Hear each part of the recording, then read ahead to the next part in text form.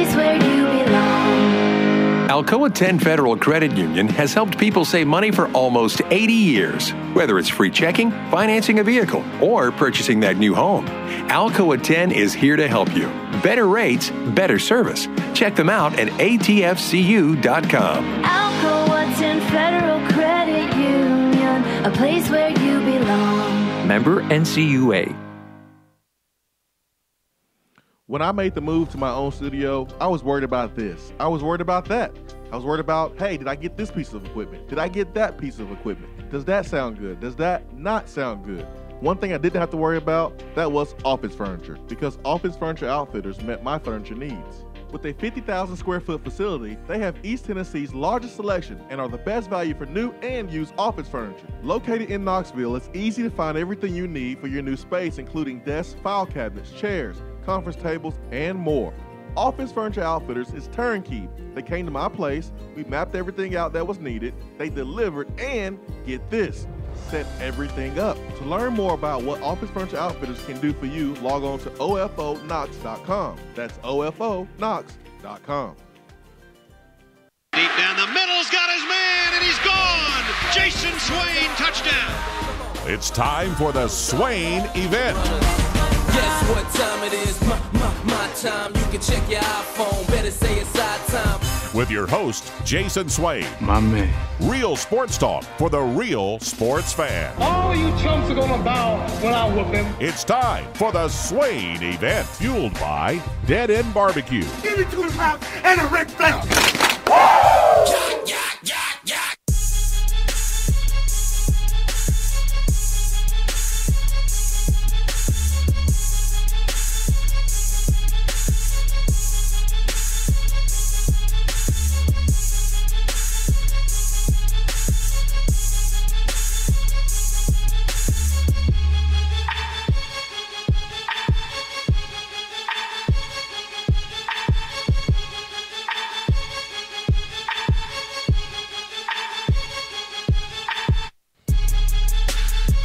Swain Event, SwainEvent.com, fueled by Dead End BBQ, top 100 barbecue restaurant in the morning in America. Good morning, excuse me. Wake up, get up, wake up, get up, get the cold out of your eyes, get the crust out of your eyes, wash your face, let's get going, let's get it, let's go. We are one day away from Tennessee in the Sweet 16. Man, I'm excited. Woo! Woo! Hey, Ben, how you doing, man? Doing well. Glad you could fix your wires there. It's kind of making me chuckle there. Had them all tangled up in your face. That look like a hospital patient? Yes. Hey, man. It be like that sometimes, man. It be like that sometimes. We're fired up. Got a lot to cover today. Tennessee hit the practice field on yesterday. Jeremy Pruitt had some comments about the play on the field and the play of a particular player off the field during spring break. We'll get to some moves in the SEC with the in the basketball world. Man, it's really reminding me of football in a way. It's cool to see, but it's not cool to see. Here's what I mean, Ben. It's cool to see the league improve. Mm-hmm. When the water rises, all the boats in the water, they rise too, right? Everyone has to kind of raise the bar and raise their game. The league's getting better. We got 4 teams in the Sweet 16. 7 teams reached the NCAA tournament. Florida beat a Nevada team that was ranked in the top 10 most of the season, a team that was thought to be the favorite, and Florida just beat them up. This league is good at basketball. This league is good at a lot of things. Football, baseball, a lot of things, softball. What we're seeing in this conference, in my opinion, is what we saw a couple of years ago in football when Georgia made a decision to fire Mark Richt because 8-9 wins just wasn't good enough. When Florida had a coach go to the SEC championship 2 times in a row, but he backdoored his way in the championship game because Tennessee peed down his leg. Mm-hmm. Tennessee making a move to get rid of Butch Jones, even though Butch Jones won 9 games. But what about the 9 games, though? He lost the most games ever at Tennessee and got himself fired in 2017. Les Miles had a, 70-something percent winning percentage there at LSU. Won a national championship. He gets kicked out. Well, why is that? There's this 5'4" gentleman who likes Debbie cakes down Tuscaloosa. His name is Nick Saban. Oh, I missed one more. There's another guy who won a national championship as an offensive coordinator and took his team to a national championship, was one play away from winning a national championship in 2013. That's Gus Malzahn at Auburn. So the pressure has been on all these other universities, on all these other ADs inside of the conference. Why? Because of the dominance of Nick Saban in Alabama.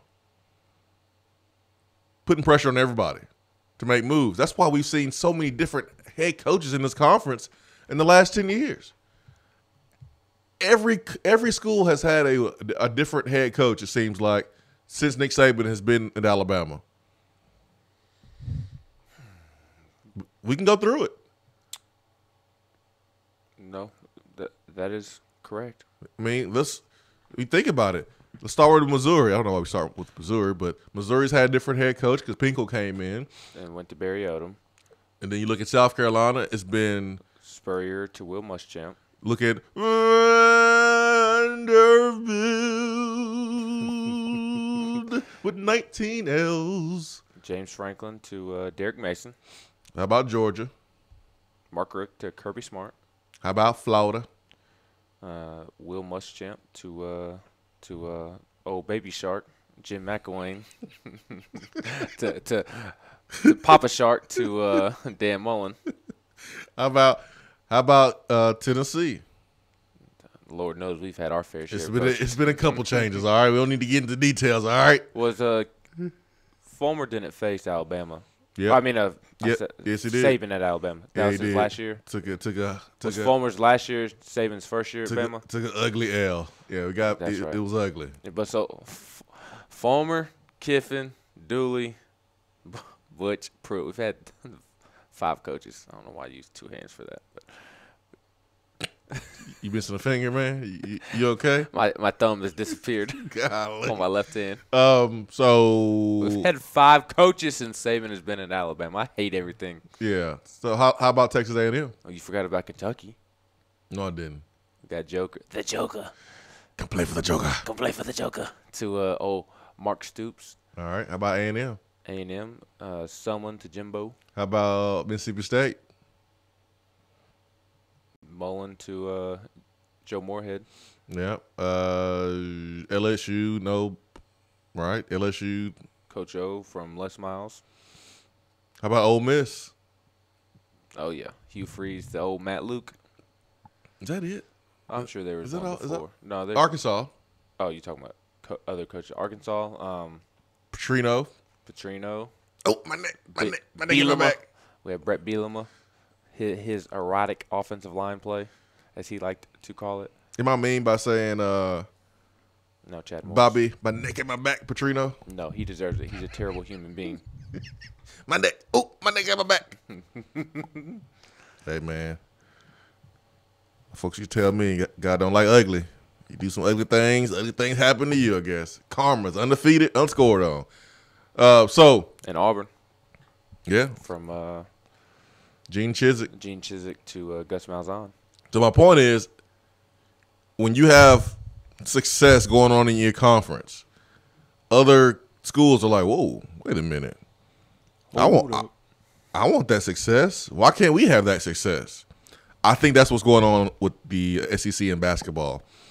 Rick Barnes, Bruce Pearl, Frank Martin, yes, and Will Wade has entered this conference over the last 4 years. It used to be just Kentucky. Like, everyone was okay with just Kentucky dominating because it's Kentucky, right? They're a basketball school. They put all their resources into basketball. They hired Calipari, who was one of the best coaches in college basketball when he was at Memphis. So everyone's okay with Kentucky dominating. But everyone ain't okay with South Carolina getting to a Final Four, with Tennessee in the Sweet 16 with a chance to go deep. Will Wade has LSU in the Sweet 16, even though he's not with the team, but he's built that program. You look at Bruce Pearl, and yes, he got in trouble at Tennessee, and yes, he has 2 assistant coaches under the FBI's eye, I guess, but he's still in the Sweet 16. Whoa. These teams are not Kentucky. These are football schools. These are football schools having success in basketball. And Arkansas said, nope. Mike Anderson's time to go. Vanderbilt said, Bryce Drew, man, we like you. Your hair's nice. Golly, you did make that shot versus Valpo. I mean, who can ever forget that? Dude, but you didn't win a game in the SEC. I mean, you didn't win a game. There's no way we can bring you back. At least the lady Commodore coach, she was brought back. She won like 2 or 3. And one versus Tennessee. That's why she was brought back. Avery Johnson. I mean, how can you fire Avery Johnson? He played with the Twin Towers, the San Antonio Spurs. This is Avery Johnson. Johnson. This is Avery Johnson. He's a former NBA coach. He is under the Popovich tree. How you can't fire Avery Johnson? Yes, you can. Look at what Bruce Pearl is doing. Look at what all these other schools are doing. And then A&M firing Kennedy. Dude, there's 4 openings right now. I love it. I love how the bar has been raised within the SEC basketball rankings, because with the resources that the SEC network has begun to provide to each university, I believe it is a payout of $40-something million to each school from the SEC network alone. I believe that number is correct. There's really no reason why each school shouldn't be successful in each sport. The main sports, that is, with football, obviously, men's basketball, women's basketball, baseball, and softball. The SEC provides the best resources, both off the field and financially, to the point to where it's disappointing if you're not succeeding. You can be more than just a football school. You've seen it in women's basketball. We talk about, Nick Saban kind of changing the way these other football programs go about keeping their coaches. Women's basketball has kind of done the same with potentially the Lady Vols. The Lady Vols can't afford to kind of sit back and hope things get better under Holly Warlick, because meanwhile, Dawn Staley is killing things at South Carolina. Boop. Vic Schaefer at Mississippi State. Boop. Gary Blair at A&M. He's got, those are 3 Sweet 16 teams, and then Kentucky was just bounced the other night. Good team, too. Very good team. And so women's basketball has taken a huge step forward. Baseball is the best sport within the conference. It's better than football, better than men's basketball, better than women's basketball, and it's because of the coaches. SEC baseball right now, with Tim Corbin at Vanderbilt and several other coaches throughout the league, the best group of coaches of any conference, of any sport in America, in my opinion. So I, as an SEC fan, second to being a Tennessee fan, I enjoy seeing the league elevate itself, because it makes for more competition and more entertainment throughout the year. So I'm interested to see kind of where Alabama goes, where A&M goes, where Vanderbilt goes. It'll be fun to watch. And then, does Will Wade get fired? Because according to Matt Mascana, I believe he said this on Feinbaum yesterday, he said he thinks that LSU's administration is kind of doing everything in their power not to fire Will Wade. That deep down inside, they don't want to fire Will Wade. Here's the crazy thing, Ben. Even if they fire Will Wade, you think LSU will attract a really good coach? Absolutely. Absolutely. Auburn in 2014, they got Bruce Pearl. 2015, Florida brought in Mike White, who was one of the hottest young coaches in the country, said no to Tennessee, but Florida gets Mike White.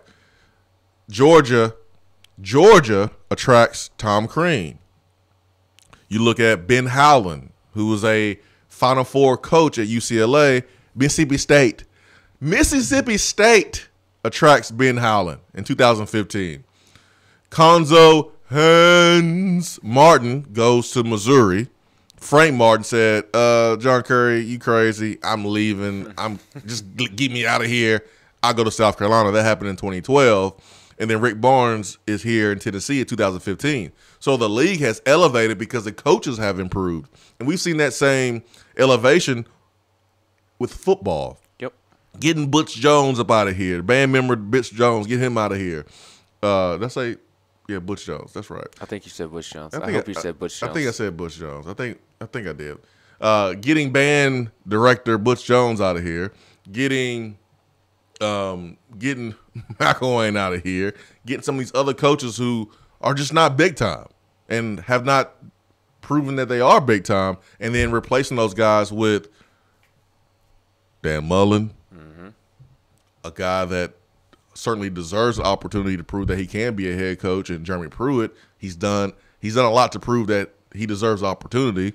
He's a defensive coordinator on 2 national championship teams, 2 different programs. And so Jimbo Fisher at Florida State. Exactly. Former national championship winning coach. Exactly. But you're right, man. We're seeing it. I think we're seeing it with women's. I think Coach Former is kind of seeing everyone around us in women's basketball improve. It's kind of like being at your house, and it's springtime now, and the grass is growing, the birds are chirping, and the trees are starting to get leaves on it, and you go outside, and all your neighbors, they're cutting their yard.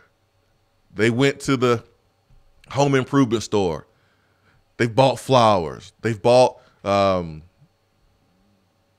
stuff for their garden.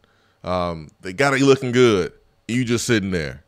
You can't be the only person on the block with a raggedy yard. You got to get out there and cut your grass, because everyone around you is improving.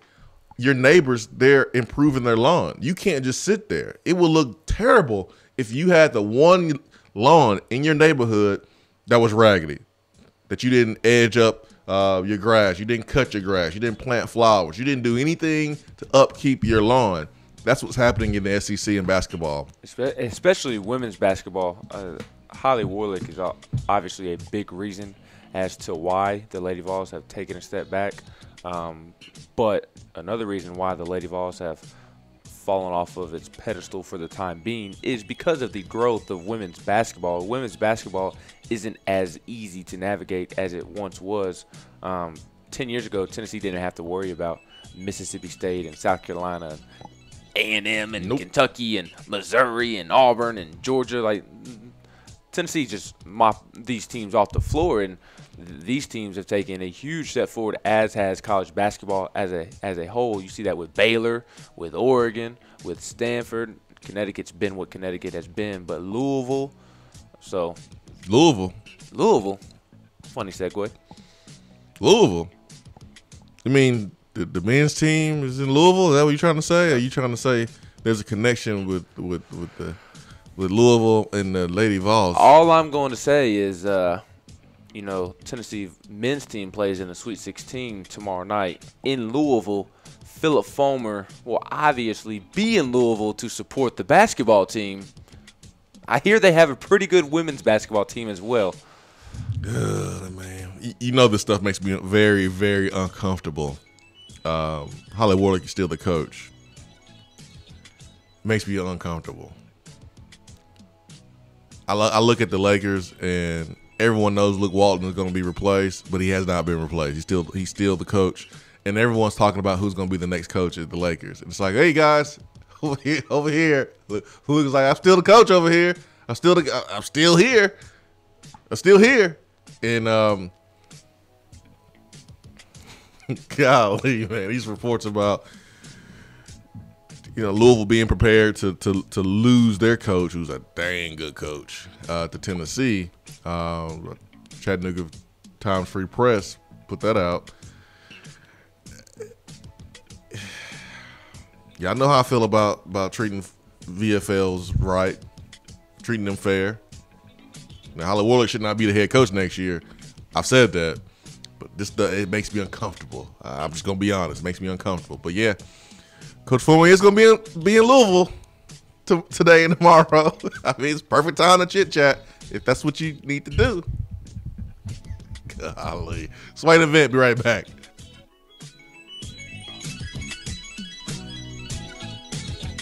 You don't have to take an L just because you can't listen to the Swain Event live. You can catch up on the podcast posted daily on the app, online, and on iTunes. Top 100 Barbecue Restaurant Dead End BBQ is the best place in Knoxville to scratch your barbecue itch. With new specials and a new menu, there is something for everyone. Monday, Tuesday, and Wednesday, try the Smokehouse Stew. Thursday through Sunday, the Hillbilly Chili is where it's at. Don't forget the half-price wings on Tuesdays from 4 to 8 p.m. and the salmon plate on Friday. The people spoke and Dead End listened, adding Dead End Society favorites like the Bernie Mac, Randall's Kitchen Sink Burrito, and the Barbecue Cheddar Meatloaf to the menu full time. Whether it's a game day or any day, at Dead End Barbecue, the mouth-watering barbecue search is over.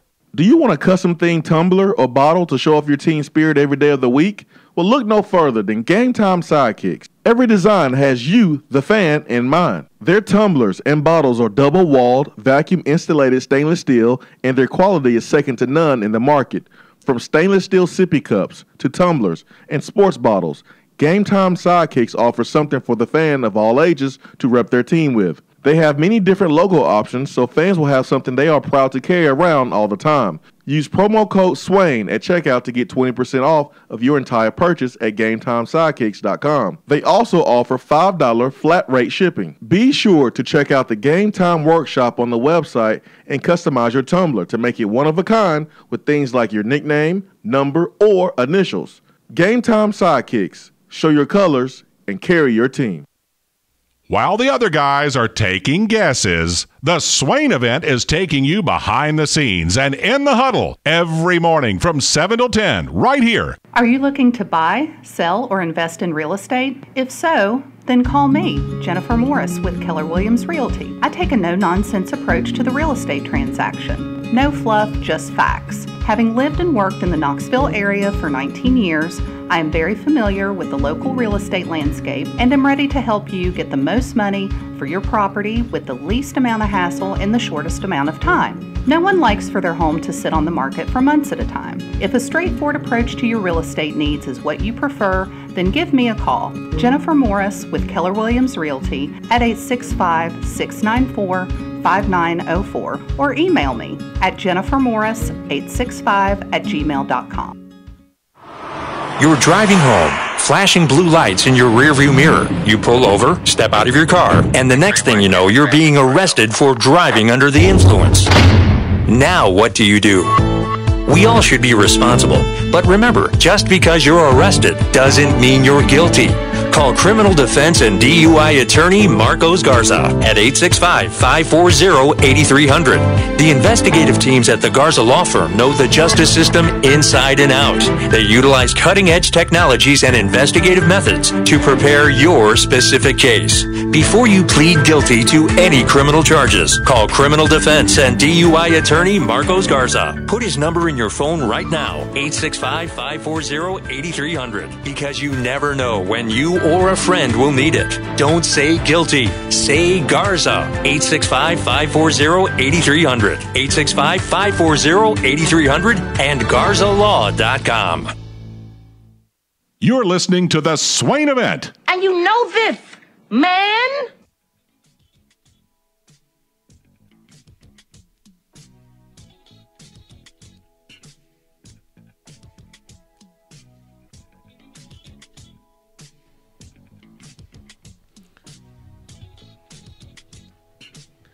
J. Hud Vol says, "Oh, you did not say Butch, but I hear you." I definitely meant to say Butch. Sometimes it happens. I'm surprised no one ever said the other word before in all those times talking about the former head coach, to be honest. I'm sure they have on Saturdays plenty of times. Yeah, well, I didn't mean it if I said something else, but shrugs. 865-200-5503 B Drive Waterproofing Hotline. Like, the shrug emoji. Shrugs.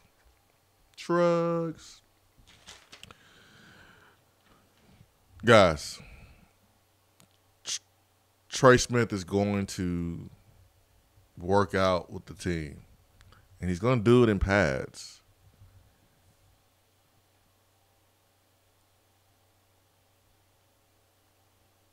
Let's let him make the right decision for him. And let's not get like overly excited if he's out there practicing. If he's going to play, do you really think he's going to be out there hitting and practicing in the spring? There's no point of him doing that. If he's going to play, he's going to practice full speed probably in the fall. Probably in the fall. If he has any intentions on playing, then he needs to work. He needs to get work in. There's ways that you can protect him, and he can still get his reps in. He can still learn what Chaney wants from the offensive line. He can still carry out those techniques. He can still work with the offensive line as a group. But when it comes to contact, that's kind of where you pump the brakes on Trey Smith. But let's let him make the best decision for him in his life. I feel like every time that Tennessee practices, there's always someone that's like, "Hey, look at Trey Smith. He's working out," just to get a reaction from fans. It's like, guys, let him come back slowly. He's not playing right now. Like, he's not going to play right now. He's not doing full contact. He's not going to do full contact. It would be stupid to allow him to do full contact right now. I anticipate the same type of approach that was carried out last year, where right before the season, he'll pop some pads a little bit. This stuff is scary, man. When you really think about what could happen and how they caught it last year, this is scary. And so I know there's not a lot to talk about the Tennessee football team right now because Pruitt has clamped down on access to the assistant coaches. He's clamped down on a lot of things, and so the information is kind of sparse. It really is. Yesterday was a little bit different, though, because during the first 5 spring practices, Trey Smith was suited up but just stood on the sidelines and watched. And in the 2 periods of practice that we got to see yesterday, Trey Smith did hop in there and actually do some drills, which was completely different than what had been happening the previous 5 practices. And it was very mild, light, whatever word you want to use, very light contact, but it still was contact, and he was still in full pad. So it was a little bit different than what it had been the previous 5 practices. If he's going to play, when do you think he's going to get the same treatment as everyone else? Because that's when you know that he is ready. Like when you see him being treated like everyone else, and he's out there 11 on 11, when do you think we're going to see that from Trey Smith? Do you think it's going to be the spring, or do you think it's going to be in the fall? I think it'll be in the fall if that happens. Fall. I don't know when during the fall, maybe middle of fall camp, end of fall camp. Last year it was a little late. Right. I mean, it was a little late, and we saw kind of the rust show early in the season in the West Virginia game and certainly in the Florida game. I just don't think that if Trey Smith is going to play, that he's going to be full speed right now. It just really makes no sense to allow him to go full speed like everyone else. But yeah, I think he's going to do as much as he can do, as much as the doctors will allow him to do, and he'll get up to that line as close as possible and see kind of where his boundaries are. And if he gets too close, then they'll back him back. And I'm very, very concerned about him as a human, not just as a football player. I just want him to make the right decision for his life, because you're going to spend more time not a football player than a football player. Yep. I don't care if you play in the league for 15 years. Let's say you play football ever since you were 8 years old, and you get to school. You get to Tennessee as a freshman, probably 18. So that's 10 years. 10 years. And then you play 4 years at a college, okay? That's 14 years. And then you go and play a 15-year career, which is a long time. And it's not realistic, to be honest. Gronkowski just retired after 9 years in the league, and it seems like he's been in there 30. But he's only been in there 9 years. But let's just say you play a 15-year career. Let's say you stretch it all the way out. 15 years. You play, 27 years? You still got a lot of life to live. You're going to live more not a football player than you are a football player. But when you're in that moment, I remember was at practice, and we were doing goal line 7-on-7. And the ball was thrown so hard for no reason. But I caught it. And when you catch a ball with your thumbs down, the first finger that the ball hits is your pinky. And so I dislocated my pinky, like really, really, really bad. And I remember in that moment when they were looking at it, I was like, oh, just cut it off. I'll just cut it off. I'll be like Ronnie Lott. I'll be a tough guy. I'll just cut it off. In that moment, I was thinking about just football. I wasn't thinking about Jason Swain at 34 years old playing with my kids. I need that pinky. I would have needed. Yeah, kind of need that pinky. There's no way I would have been able to count to 5 like you were trying to do in the first segment. I need that pinky. But I made a decision in that moment because all I thought about was me, the football player then. I was thinking 10 years from now, 15 years from now, 25 years from now. And so you're starting to see guys in the NFL, man. They're stepping away from the game early because they're thinking about their brains and the effects of football and how it's going to impact their family moving forward. So yeah, I'm overly cautious about Trey Smith. I really am. I'm at the point where I just don't even want him to play football, quite frankly, because as you have been alluding to, life is more important than football. So I'm at the point now where I almost don't want him to play just because we thought he was 100% cleared last year, and it popped back up. And what would have happened had he gotten on that flight to South Carolina? Yeah. Like, what if the doctors miss it this time around? Yeah. That's scary. So I'm almost at the point where I don't even want him to play just because I don't want the worst to happen. Let's say Trey Smith is like 100% cleared, and he is cleared for full contact go, and treat him like everyone else. My reaction, and I'm just gonna be honest, my reaction won't be a reaction of joy. Of joy. I won't be celebrating. I won't be saying, "Oh man, we got our best football player back." I'm gonna be nervous. Yep. I'm gonna say, "Hey man, okay. I mean, if that's what the doctor said he can do, and that's what he wants to do, he is living his life. He needs to be happy. If you look out there and watch him practice, and inside of that helmet, you see a smile on his face, and he's doing what he loves. Hey, I would if he is cleared, I would almost only allow him to play home games. Don't let him, or if anything, have somebody drive him to the games. He does not need to be in the air flying around. Yeah, I'm just worried about him as a human. But we're not doctors. We're not Trey Smith and his family. He has to do his best.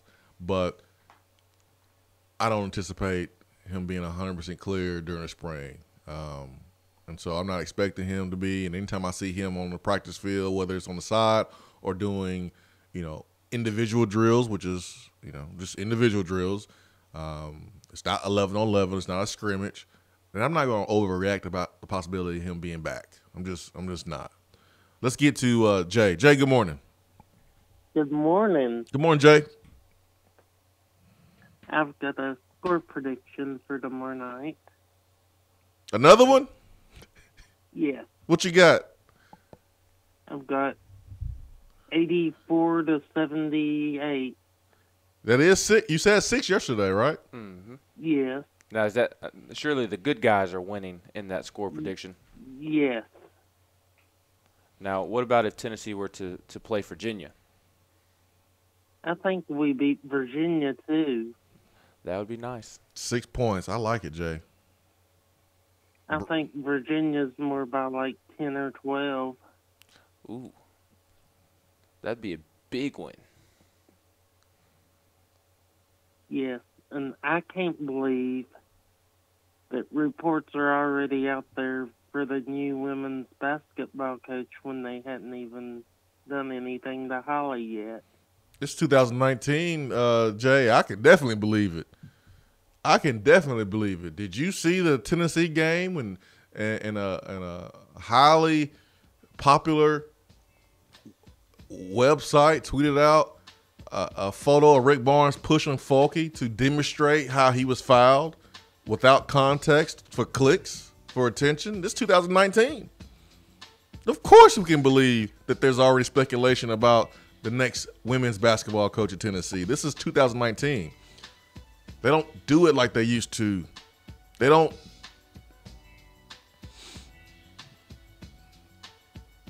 have maybe the respect on the forefront of the mind. It's all about, let me get this information out.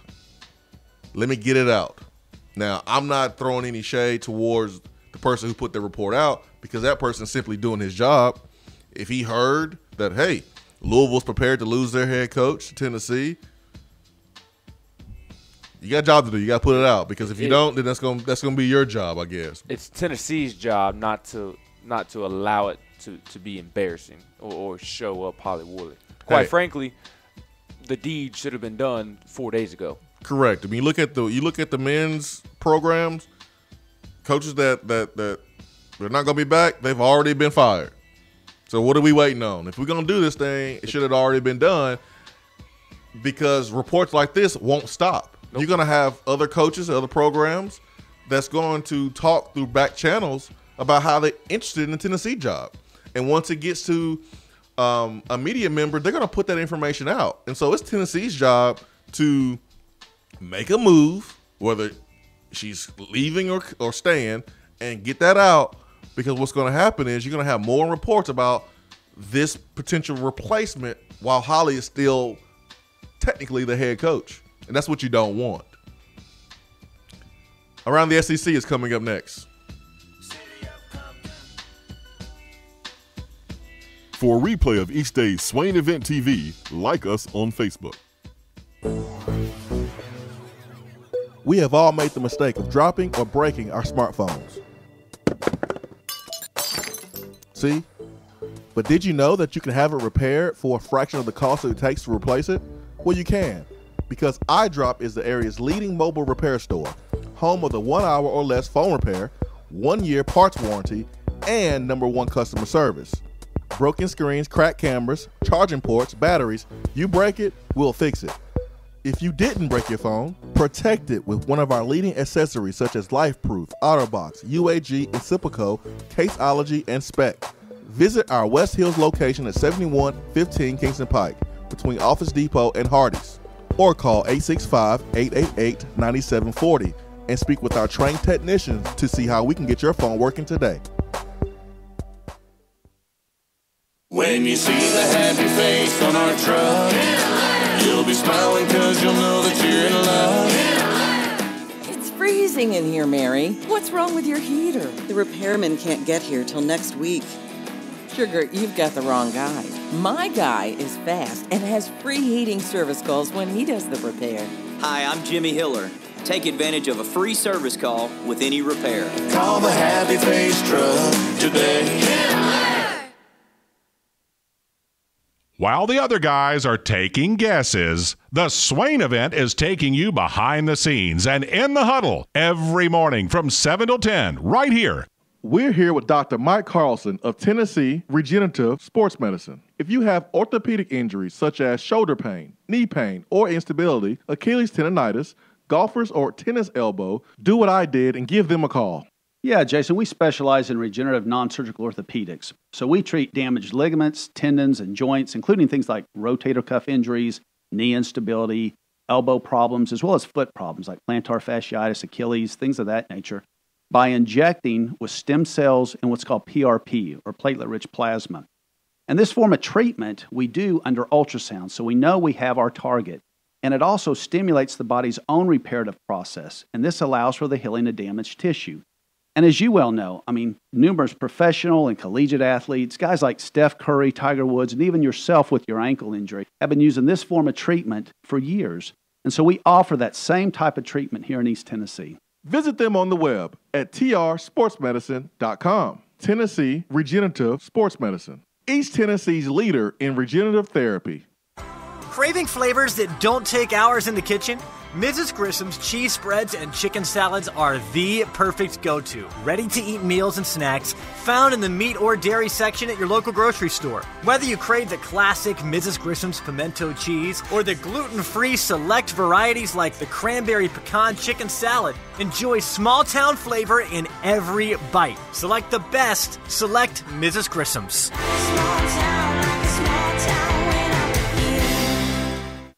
I'm Vince Moore, wide receiver, VFL 1991, and you're listening to the Swain Event.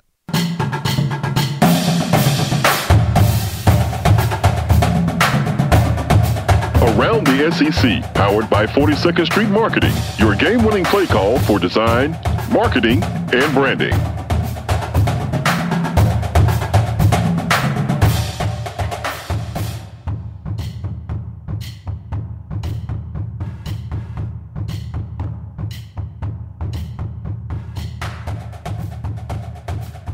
All right, it's time for Around the SEC, where we take a look around the conference, the best conference in the land.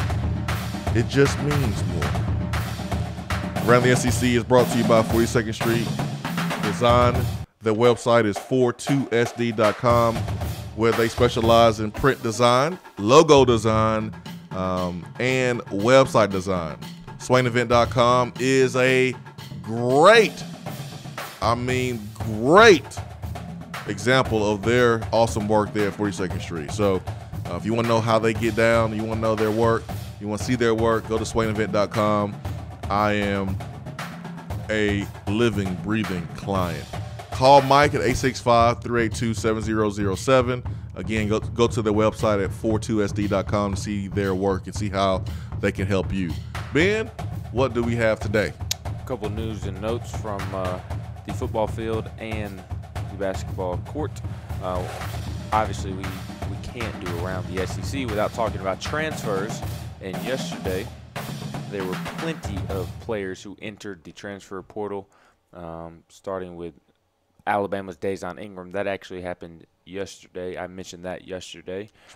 But in addition to Dejon Ingram, Kyra Lewis, their star freshman point guard, has also entered his name into the transfer portal. Tennessee was recruiting him hard coming out of high school. He is a Huntsville native, North Alabama native. He is from Hazel Green High School there north of Huntsville in Meridianville.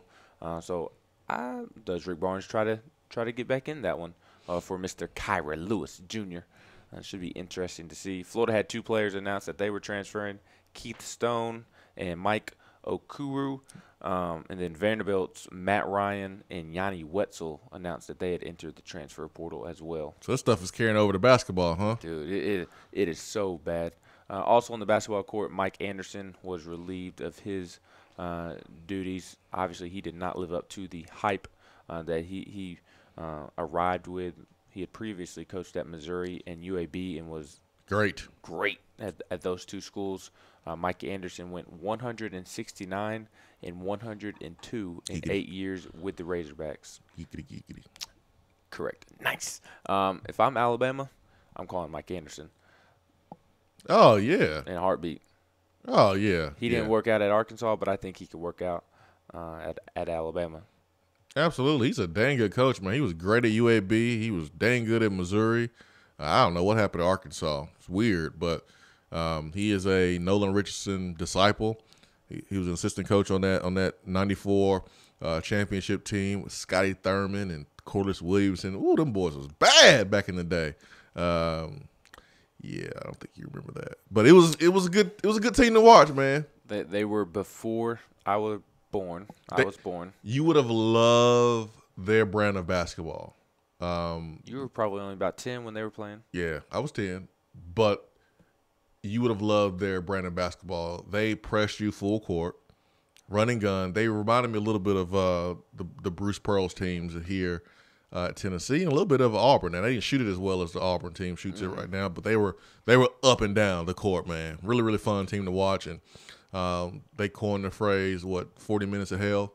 Yes. Because they would press your butt the moment you stepped off the bus. It was fun to watch. And unfortunately for Arkansas, it has been 20 years of hell since the Nolan Richardson days expired. I see what you did there. See what I did there? I'm glad you did.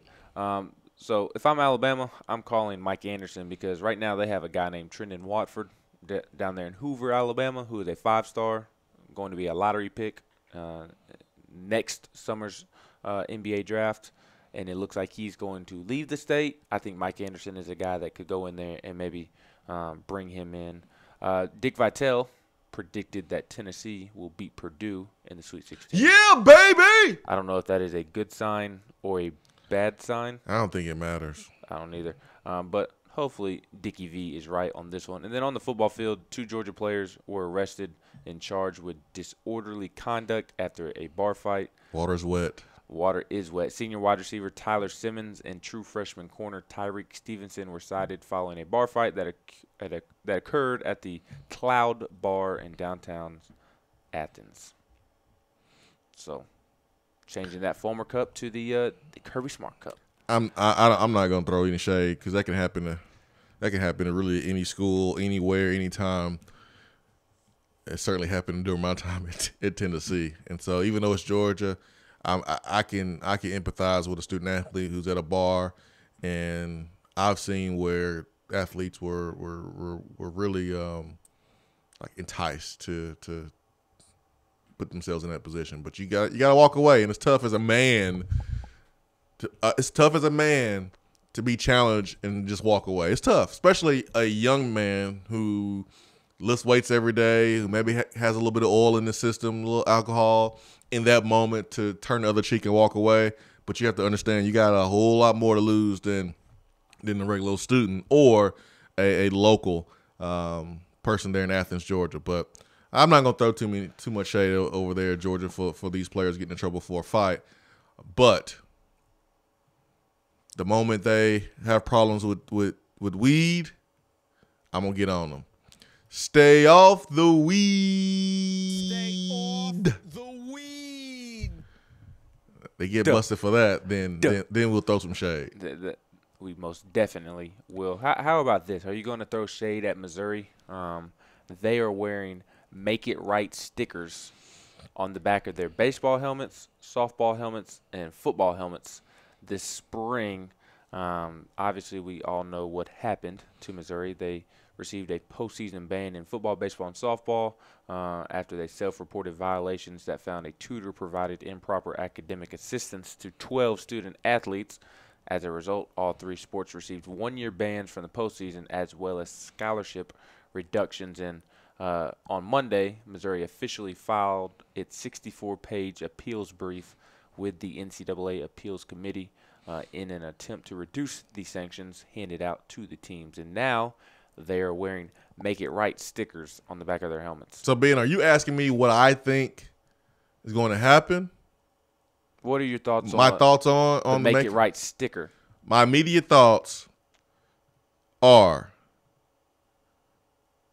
let's go live to the NCAA boardroom and get a comment from Mark Emmert about Missouri and these Make It Right stickers.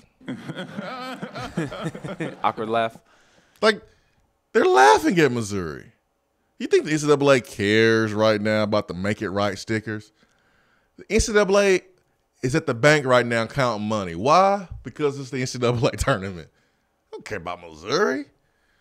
It's Missouri. That's why they can slam them in football. They're not a powerhouse program.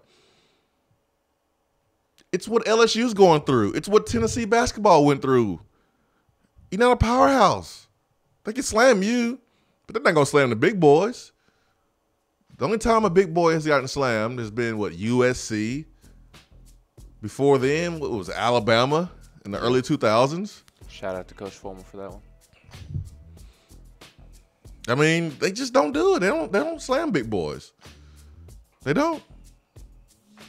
And I feel bad for Missouri, to be honest, as much as they are becoming a rival, because something like that can happen anywhere. You can have one person go rogue and the head coach not know what's going on, and the NCAA is going to slam Missouri when they've been cooperative.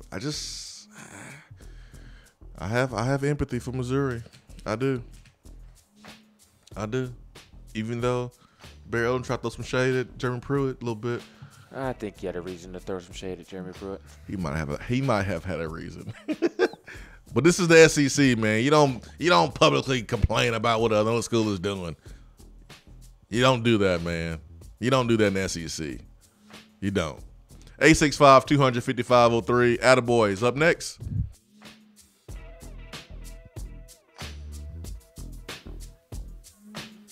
At work? Can't call in? Don't feel bad. You can talk to the guys on the text box. It's part of the free Swain Event app. Today looks to be sunny with a high of 64 and a low of 41. Sunshine tomorrow with a high near 68 and a low around 45. Partly sunny on Friday with a high in the low 70s. Weather on the Swain Event is brought to you by B-Dry. If your basement is wet or cracked, B-Dry can help. BDry.com. JC's Tree and Landscaping Service specializes in quality tree work done at an affordable price. Trimming and removing trees are their specialty. They also offer other services like land clearing, stump grinding, crane services, and all of your basic landscaping needs for both commercial and residential. JC's will give you a free estimate and beat any written quote by a competitor to guarantee that you get the lowest price around. Don't risk your land with a fly-by-night service. JC's Tree and Landscaping is licensed and insured. Give them a call at 865-599-3799. Thinking about trying CBD oil but not sure where to get it or who to trust for a quality supplement? Our friends at Tennessee Valley Hemp Company invite you to try their full spectrum hemp extract, available in 500 milligram and 1000 milligram strengths. They are a local company based right here in Knoxville whose crops are grown in East Tennessee. Their farmers are committed to cultivating pharmaceutical grade hemp oil that produces results. It is only available in community pharmacies where you can get questions answered by experienced professionals. If you are unsure whether or not it's okay to take hemp extract with your existing medications, pharmacists are happy to perform interaction checks that keep you safe and healthy. You can find out more by visiting or calling any of these local drugstores. Gordon's Drugstore in Carnes, Vaughn's Drugstore in Powell, Stanford Drugs in New Tazewell, or Farragut Pharmacy in Farragut. Check them out on Facebook at Tennessee Valley Hemp Company, and don't forget to hit the like button. When you buy, remember to ask for the only hemp oil that supports your health and the Power T. Tennessee Valley Hemp Company. These statements have not been evaluated by the FDA. This product is not intended to diagnose, treat, cure, or prevent any disease. Do you have sloping or uneven floors, foundation cracks, or a leaning chimney? Do your windows and doors not open properly, or are there gaps where the floor and walls meet? Don't worry, B-Dry offers approved foundation repair solutions like steel I-beams, helical piering, epoxy injections, carbon fiber applications, and more. Make sure that your home is on stable ground with B-Dry. Call them at 865-588-0454 or find them online at bdry.com. Have you noticed lack of energy, motivation, and drive? Call the Low T Center and schedule a complete health assessment today. Whether you have sleep apnea and need a CPAP or have low testosterone or low thyroid levels, Low T Center will get you feeling great again. If you're a man over 30 and haven't had an annual checkup, don't wait until you feel bad. Do yourself a favor and get a quick and easy health assessment today. Services are covered by most health insurance. Call 865-392-1388 or go to lowtcenter.com. Low T Center, reinventing men's healthcare.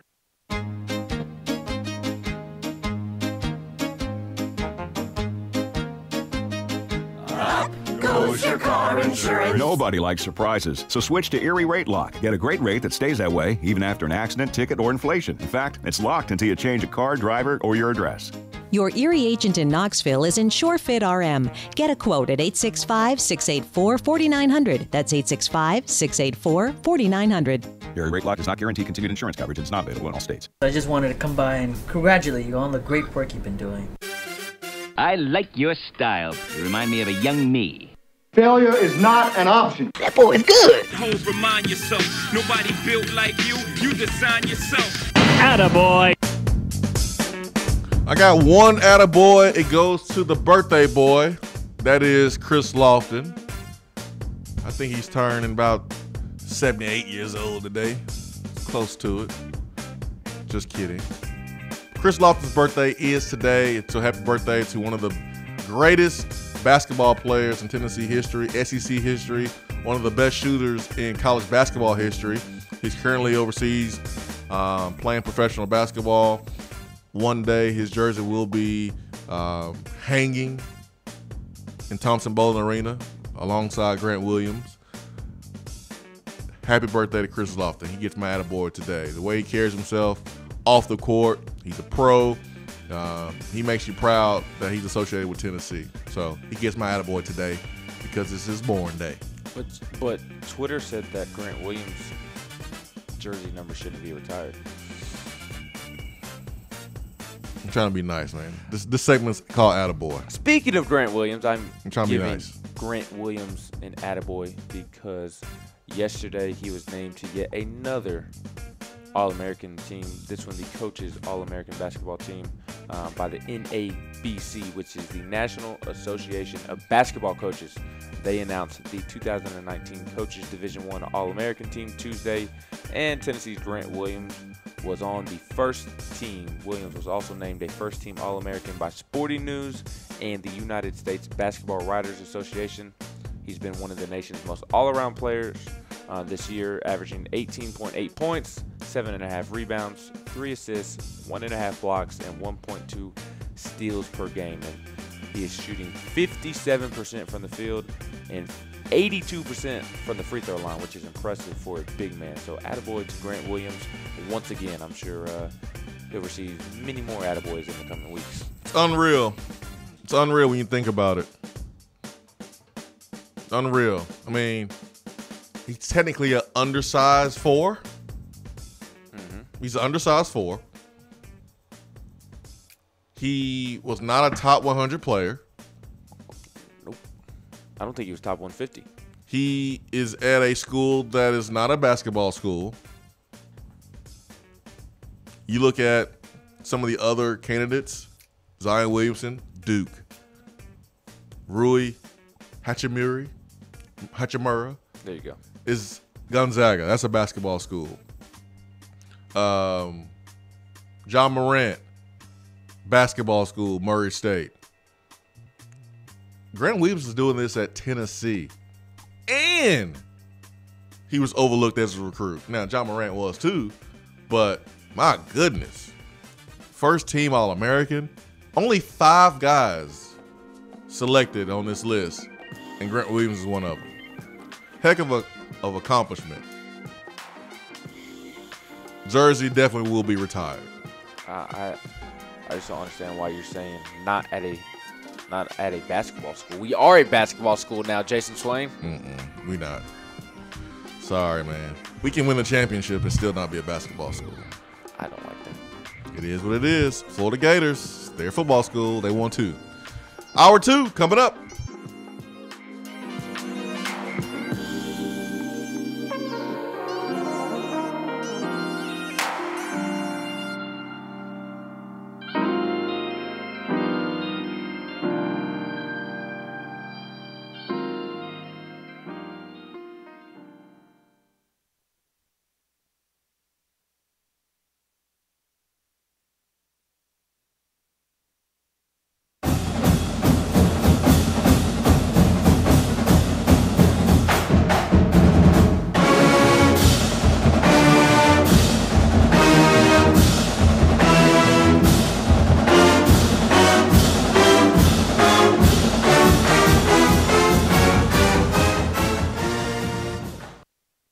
Touchdown or turnover is up next on the Swain Event.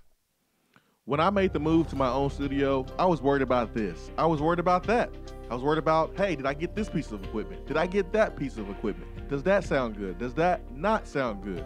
One thing I didn't have to worry about, that was office furniture, because Office Furniture Outfitters met my furniture needs. With a 50,000 square foot facility, they have East Tennessee's largest selection and are the best value for new and used office furniture. Located in Knoxville, it's easy to find everything you need for your new space, including desks, file cabinets, chairs, conference tables, and more. Office Furniture Outfitters is turnkey. They came to my place, we mapped everything out that was needed, they delivered, and get this, set everything up. To learn more about what Office Furniture Outfitters can do for you, log on to ofonox.com. That's ofonox.com.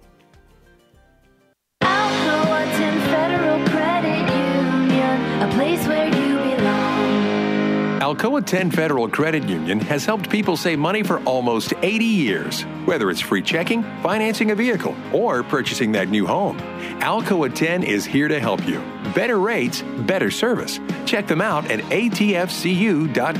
Alcoa 10 Federal Credit Union, a place where you belong. Member NCUA.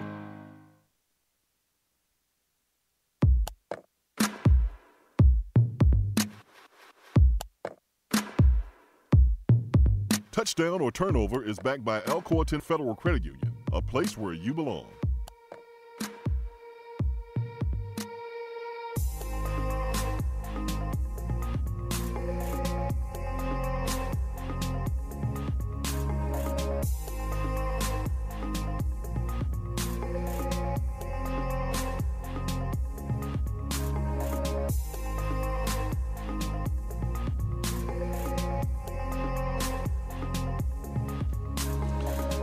Touchdown turnover backed by Alcoa 10 Federal Credit Union, a place where you belong, better rates, and better service. Touchdown turnover. There will be more Tennessee fans than Purdue fans at the Sweet 16 during the Tennessee-Purdue game. Touchdown or turnover? This is a very good question. Yeah, I kind of do this stuff for a living. Sometimes, some days you're good at it. Other days you call Butch Jones the other word. I mean, some people think that was pretty good. I mean, it was, except when you're on the radio and you might get fined for it. This is a tough question because the showing in Columbus was pathetic by Tennessee fans, if we're being honest. Columbus is a fairly short trip. Not a short trip to be exact, but it's also not a long trip. I mean, it's a trip that you can make in a day. It's only 5 hours away, 5 hours, 20 minutes. And it's a trip that Tennessee fans should theoretically be able to make with fairly easy. And there were not a lot of Tennessee fans in attendance. I was very surprised. Who showed up the most? What fan base? North Carolina. North Carolina played in the session after Tennessee, so naturally North Carolina had more fans. But I'll say this. Oh, we're a football school. Colgate had as many fans there as Tennessee did. Really? Really. Really. Boy. And we're louder. No. I disagree. I think fans who are not fans of Tennessee and Colgate will cheer and root for the underdog. 100%. So I was actually about to correct myself and say that exact point. There were as many Colgate fans, though, in attendance because they bust a lot of people, I'm sure, to the game. But then in addition to that, when that became a basketball game in the second half, as you were saying, everybody in the arena who was North Carolina fans, Cincinnati fans, Iowa fans, were started to pull for the upset, which happens at every tournament venue across the country during March Madness. So that did contribute to the noise. But there were as many Colgate fans there as Tennessee fans. There was not near the amount of orange that I was expecting. And then there was a little bit more on Sunday, but I thought Iowa fans showed up as well, and there were as many Iowa fans, if not a little bit more. And those Iowa fans were very loud in the beginning of the game, and then especially when Isaiah Moss hit that fadeaway three in the corner as the shot clock expired to make it a one-point basketball game. The entire arena went nuts. So I say all that to say, I don't know who's going to show up more this weekend more on Thursday between Tennessee and Purdue, because it is smack dab in the middle. Louisville is kind of between Purdue and the University of Tennessee. So it'll be a heavyweight fight of sorts to see who can get more fans in the building. I'll say touchdown just because I'm going to go out on a limb and trust Tennessee fans with this one. For the most part, they've done a good job traveling with basketball this season. There were a lot of Tennessee fans at the Memphis game, the SEC tournament. Outside of the Kentucky game, there was a good showing of Tennessee fans, especially on Sunday in the title game against Auburn. But there is a nice contingent of Purdue fans that will travel. But I do think because Louisville is only 3.5 hours away, from Knoxville, 2.5 hours away from Nashville. I do think Tennessee fans should be able to have more fans in attendance. Didn't Matt Painter say something about his fans showing up and they're going to be there? I think I saw that somewhere. I missed that if you did. Lafayette, Indiana. So if you're driving up 65, I've done this a couple times on my way to Chicago. It's the worst drive ever. From Indianapolis to Chicago is the worst. And as you're driving, you see this out of nowhere. You see Purdue University exit. Lafayette, Indiana to Louisville is only 178 miles, 2 hours and 48 minutes, somewhere around there. For Tennessee, from Knoxville, it's 3.5. But Ben, you mentioned that from Nashville, it's a little hop and a skip. So I really hope that Tennessee fans show up and show out. I think our fan base is night and day better than Purdue's as far as support and the size of it. Just my opinion. But we are a football school. It is a Thursday night game. I think this is a good enough reason to skip work on Friday if you still have any excuses left over from the previous weekend, and make the trip. I wish I could make it because I was really thinking about trying to make it happen, but I want to be in tip-top shape for the show on Friday morning, so I'm not going to even risk it. Now, here is the difference between Tennessee and Purdue's fan base. Obviously, Tennessee outnumbers Purdue in fans. Just the University of Tennessee athletic brand, far more fans than Purdue, especially when we are talking about football. But the difference is those Purdue fans that show up for the football games and sell out the football games, they're the same ones that travel for basketball, baseball, and all their other sports, whereas for the most part, a good portion of Tennessee football fans don't necessarily go all out to support the basketball team. So my point being is that Purdue's fans, they're going to show up to anything Purdue related, regardless of the sporting event, regardless of kind of where it is, what time it is, when it is. Whereas Tennessee basketball fans may need the perfect storm. Or I'm not going to say Tennessee basketball fans because Tennessee's pure basketball fans, they show up and they show out. But Tennessee's maybe football fans need the perfect storm for them to show up to the basketball game. I hope we see a lot of orange, man. I really do. This is what we wanted. We wanted Tennessee to be in the South region, whether it's number 1 seed or number 2 seed. Here they are. So perfect opportunity for Tennessee fans to show up, show out. And I know these players feed off of the crowd. Let's get to the phones and let's bring in Jerry. Jerry, good morning. Good morning, Jason. Hi.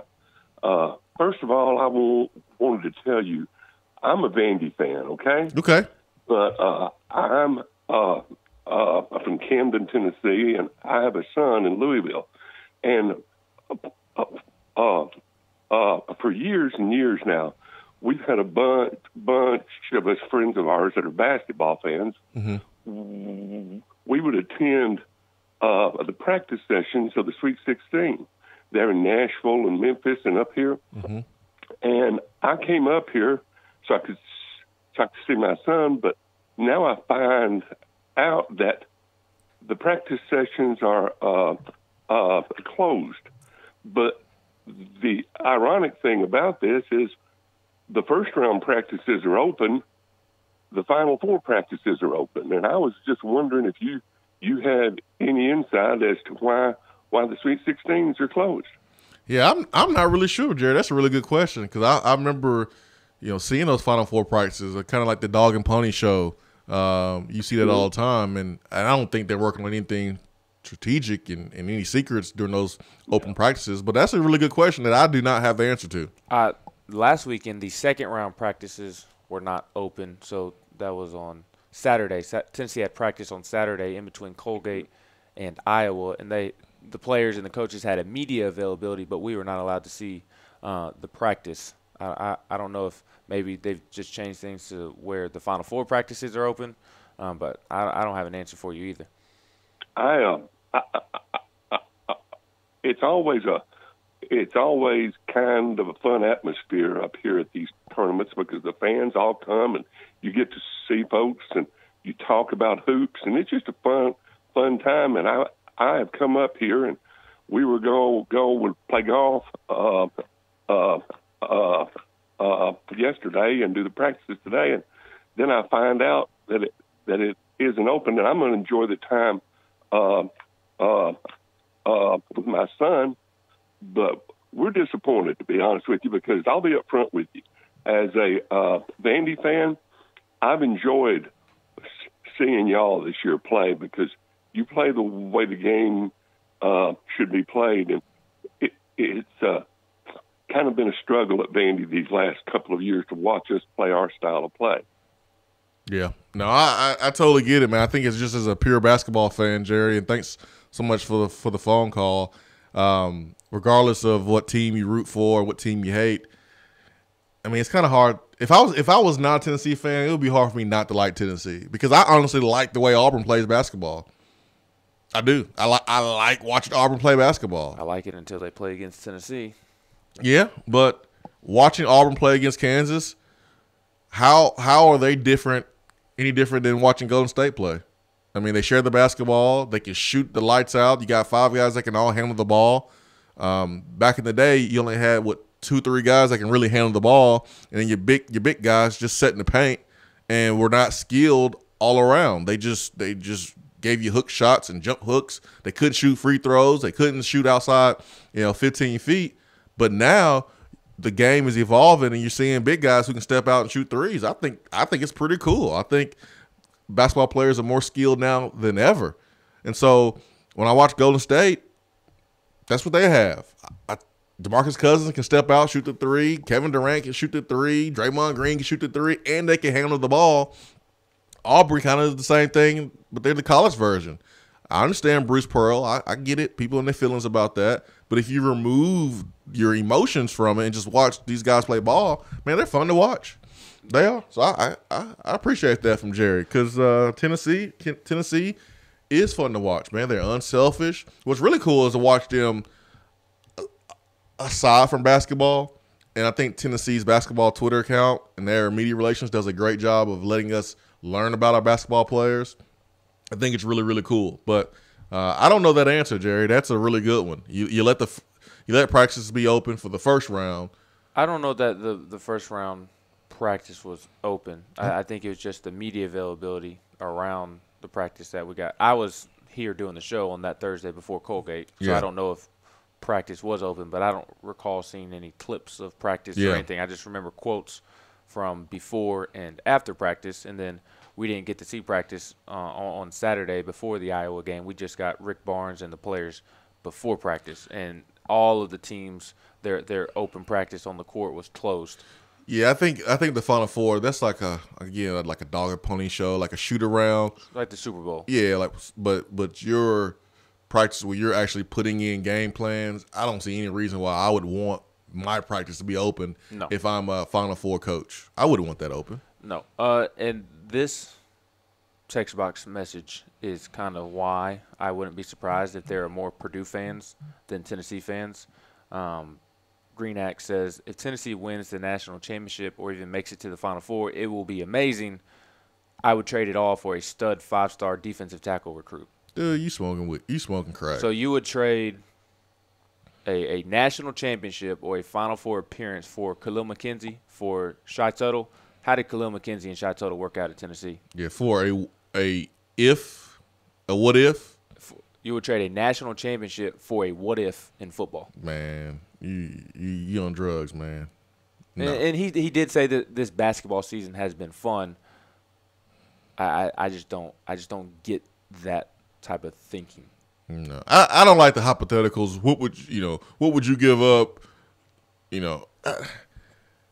I would give up, a Final Four trip for a 9-win season, huh? Like if you want to say that you would pick a national championship in football over basketball, cool. I get it. I understand. I'm right there with you. That's kind of obvious. But to want a stud 5-star defensive tackle recruit who you don't even know is going to come in and be productive over a national championship or a Final Four appearance, I don't get that one. Green X just being silly. He don't mean that. He don't mean it. You don't mean that, Green X. You're just being funny. You don't mean that. T-Vol 37-6 says Waltz himself, which is a coach at Louisville right now, started a rumor when Pat announced her illness that he would be the next Lady Vols coach and netted a big raise. He just got another raise and extension, but maybe he wants more, just a thought. So that's T-Vol 37-6's theory of why we are hearing Jeff Walt's name attached to the Tennessee job right now. Like, Holly Worley's still the coach. I feel uncomfortable talking about another coach right now until Holly's not the coach. And I felt the same way about Butch Jones, to be honest, when he was a coach. I feel uncomfortable about talking about another coach while he still was a coach. And I'm not a fan of Butch Jones, but I just think that the current head coach deserves a level of respect. But it did get to a point in the 2017 season, kind of around the Kentucky time, where we were like, why is Butch Jones still the coach? I can only hold on for so long talking about or not talking about another coach, because he should have been fired weeks ago. And so I hope it doesn't get to the point where, like, nothing has been done with Holly or no announcement whether she's going or staying, and we're kind of left in limbo. Maybe we don't want to take attention away from the men's team who's competing in the Sweet 16 tomorrow. Maybe that's why there has not been anything said. If there is going to be a change, will the change be like simultaneously where Holly is let go or she steps down or agrees to step down or whatever, and then the replacement is announced right then? But if Louisville's still playing, then that's going to have to wait. There's really no nice way to do this, no easy way to do this. But I think the Lady Vol brand needs to be better, and the product on the court needs to be better.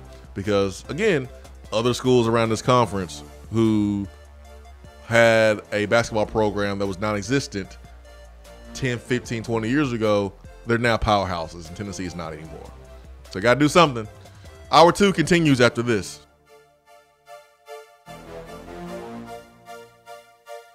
While the other guys are taking guesses, the Swain Event is taking you behind the scenes and in the huddle every morning from 7 till 10 right here. We're here with Dr. Mike Carlson of Tennessee Regenerative Sports Medicine. If you have orthopedic injuries such as shoulder pain, knee pain, or instability, Achilles tendonitis, golfers, or tennis elbow, do what I did and give them a call. Yeah, Jason, we specialize in regenerative non-surgical orthopedics. So we treat damaged ligaments, tendons, and joints, including things like rotator cuff injuries, knee instability, elbow problems, as well as foot problems like plantar fasciitis, Achilles, things of that nature, by injecting with stem cells and what's called PRP, or platelet-rich plasma. And this form of treatment we do under ultrasound, so we know we have our target. And it also stimulates the body's own reparative process, and this allows for the healing of damaged tissue. And as you well know, I mean, numerous professional and collegiate athletes, guys like Steph Curry, Tiger Woods, and even yourself with your ankle injury, have been using this form of treatment for years. And so we offer that same type of treatment here in East Tennessee. Visit them on the web at trsportsmedicine.com. Tennessee Regenerative Sports Medicine, East Tennessee's leader in regenerative therapy. Top 100 Barbecue Restaurant Dead End BBQ is the best place in Knoxville to scratch your barbecue itch. With new specials and a new menu, there is something for everyone. Monday, Tuesday, and Wednesday, try the Smokehouse Stew. Thursday through Sunday, the Hillbilly Chili is where it's at. Don't forget the half-price wings on Tuesdays from 4 to 8 p.m. and the salmon plate on Friday. The people spoke and Dead End listened, adding Dead End Society favorites like the Bernie Mac, Randall's Kitchen Sink Burrito, and the Barbecue Cheddar Meatloaf to the menu full time. Whether it's a game day or any day, at Dead End Barbecue, the mouth-watering barbecue search is over. We have all made the mistake of dropping or breaking our smartphones. See? But did you know that you can have it repaired for a fraction of the cost that it takes to replace it? Well, you can, because iDrop is the area's leading mobile repair store, home of the 1 hour or less phone repair, 1 year parts warranty, and #1 customer service. Broken screens, cracked cameras, charging ports, batteries. You break it, we'll fix it. If you didn't break your phone, protect it with one of our leading accessories such as LifeProof, OtterBox, UAG, Incipico, Caseology, and Spec. Visit our West Hills location at 7115 Kingston Pike between Office Depot and Hardee's, or call 865-888-9740 and speak with our trained technicians to see how we can get your phone working today.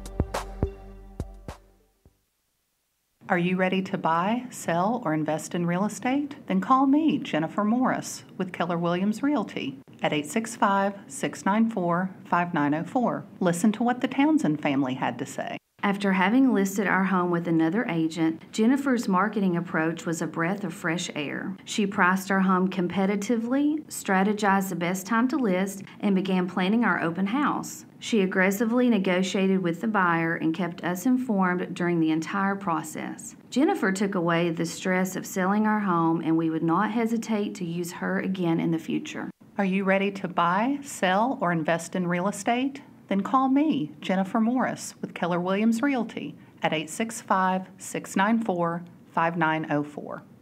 When you see the happy face on our truck, you'll be smiling because you'll know that you're in love. It's freezing in here, Mary. What's wrong with your heater? The repairman can't get here till next week. Sugar, you've got the wrong guy.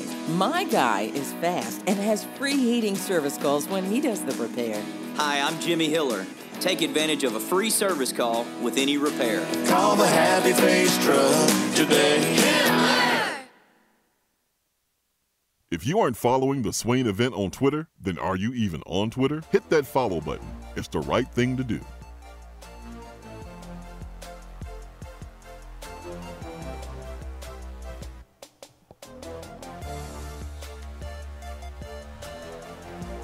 Hiller Plumbing, Heating, Cooling, and Electrical. They just get things done. Another customer experience that I will share with you. This is fresh. It's on Twitter. Had my first interaction with Happy Hiller at Happy Hiller on Twitter. Could not be happier with the level of customer service and transparency. Looking forward to them installing the new system. Transparency is what it's about. When you're seeing that, and you see the change in like restaurants, ads, and anything that you consume, even with beer. Transparency is important. Like, you want to know what you're eating, you want to know what you're drinking. So you see the change in the ads. Well, transparency is very, very important when it comes to your home. Your home is what keeps your family safe. Plumbing, you need water, heat. You probably need that when it's cold outside. AC, you might need that, especially with Knoxville weather. It may be 170 degrees tomorrow in Knoxville. When it comes to your family and protecting your family and giving your family the roof over its head and safety that it deserves, you need to have someone that you trust that's going to tell you the truth and be transparent with you, and that is Hiller. They cover the volunteer state from Memphis to Knoxville, including Bowling Green and Huntsville, Alabama. Great savings, great company, great people, and a great smile. That smile's on their truck. I could be driving down. I was driving down like I-40 last week, and I saw like the happy face in the corner of my eyes. Oh, that's a Hiller truck. And when you get service done by them, you'll be happy. Just like the other 15,000 customer reviews with a 4.8 customer rating. Ben, sure. I think people are trolling. I think people are trolling this morning because this is the message I got on Twitter. I think folks are trolling. I'm pretty sure this is a really nice guy. I'm sure this guy's nice. I'm sure he adopts puppies from the adoption center, takes them home, gives them the love they need. Wait, you see the text box message that just popped up. I'm pretty sure this guy feeds, takes care of the homeless. I'm pretty sure this is a good guy who tweeted me this earlier today. But this is what I got today.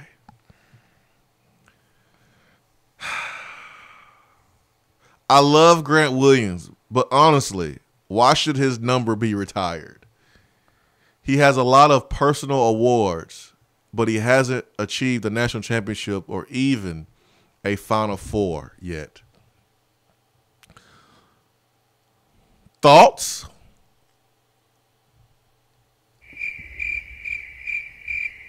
How many national championships did Peyton Manning win? How many national championships did Bernard King win?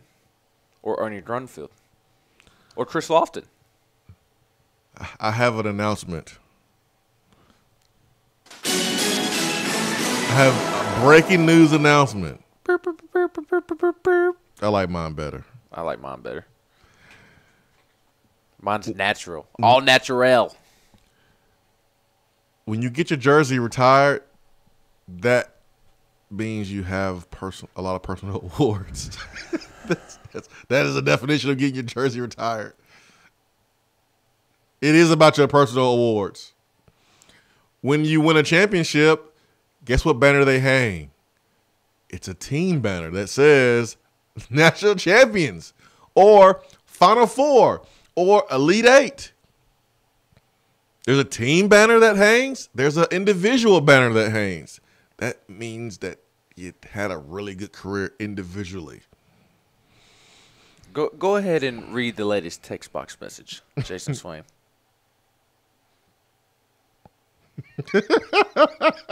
Dude, y'all are trolling this more. This is hilarious. Big Orange Machinist. Green X is right. I would rather watch football team play UTC on a Saturday morning at 11 in the 100-degree weather with no sunblock than to watch a basketball national championship. Bragging about basketball national championships is what schools with bad football teams do. That's funny, man. That's funny. That's great. That's great. You know I'm gonna take that serious. This person is not for real, man. This person is joking. There's no way. There's no way. There's no way. There is a way. Those are the Tennessee football fans and not the Tennessee fans. No, this is not a real thought, man. This is not a serious thought. This is a troll. There's no way this person really thinks that. I don't want to watch Tennessee play UTC at 11. Period. In 100-degree weather. Like, period. I don't want to go to the game anyways. I don't want to watch Tennessee play UTC. I'm sorry. I would rather cut my grass, to be honest. Unless Tennessee football was like kicking butt and taking names. I don't want to see a struggling Tennessee football program play UTC. I'm sorry, I don't. He says I'm 100% for real. Sorry, dude. I don't believe you. Bill Clinton said he was 100% innocent, too. And he kept saying it over and over and over. That don't mean I believed him. I don't believe you either. No. You are not having football relations with the football team. No. I don't believe you, man. I don't believe you. That just means that you just don't like basketball. Something happened on the playground back in grade school on the basketball court that made this person hate basketball. Something happened, man. Because this basketball program and basketball team is competing for something special. They're competing for a chance to play in the Elite Eight, Final Four, win a championship. That's not been done here.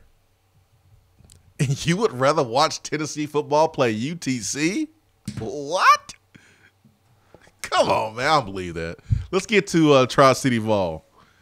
Tri-City Vol, good morning. What's going on, guys? What's up? Man, you know who says comments like that is these ball heels and ball caps. That's the ones that say stuff like this. Yeah. I mean, if you ain't embracing this team and if you ain't enjoying this ride, that's the people that cheer for Tennessee football and North Carolina basketball or Kentucky basketball or whatever. That's the only people saying comments like that. Yeah, I'm gonna make a comment, and it's not a reflection on the other players on our football team because I know that most of them they're doing the right things, and unfortunately, the football team you have the most players. So when one messes up, it reflects the whole team, and it shouldn't be that way. But we just had a player try to fight a police officer on spring break. This basketball team, nothing. Man, these dudes are playing the piano. Nah, yeah. They're playing. Hey, they're playing Sailors of Catan. Exactly, man. Like, really? That's what they do in their spare time. Really? Like they're stopping on the way to the game, fixing people's tires. That's exact. They're sitting in cold tubs, videoing each other. Like, come on, man. Come on. I'm so sorry. Yeah, people need to enjoy this ride. Yeah, man, I'm sorry. Y'all have a good day. Thank you. I have a question.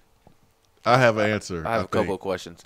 I don't know about a couple of answers. I'll try. How good is Virginia Tech's football program? It's pretty good ACC football program. Yeah, for most part. They're good. Let's say they're good. They're good. How is LSU's football program? They're good.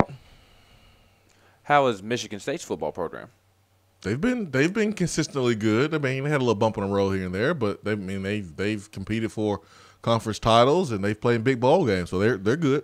Who won the national championship in 2013? In basketball? Football. Football? That was Florida State. How about Michigan? How's Michigan's football program?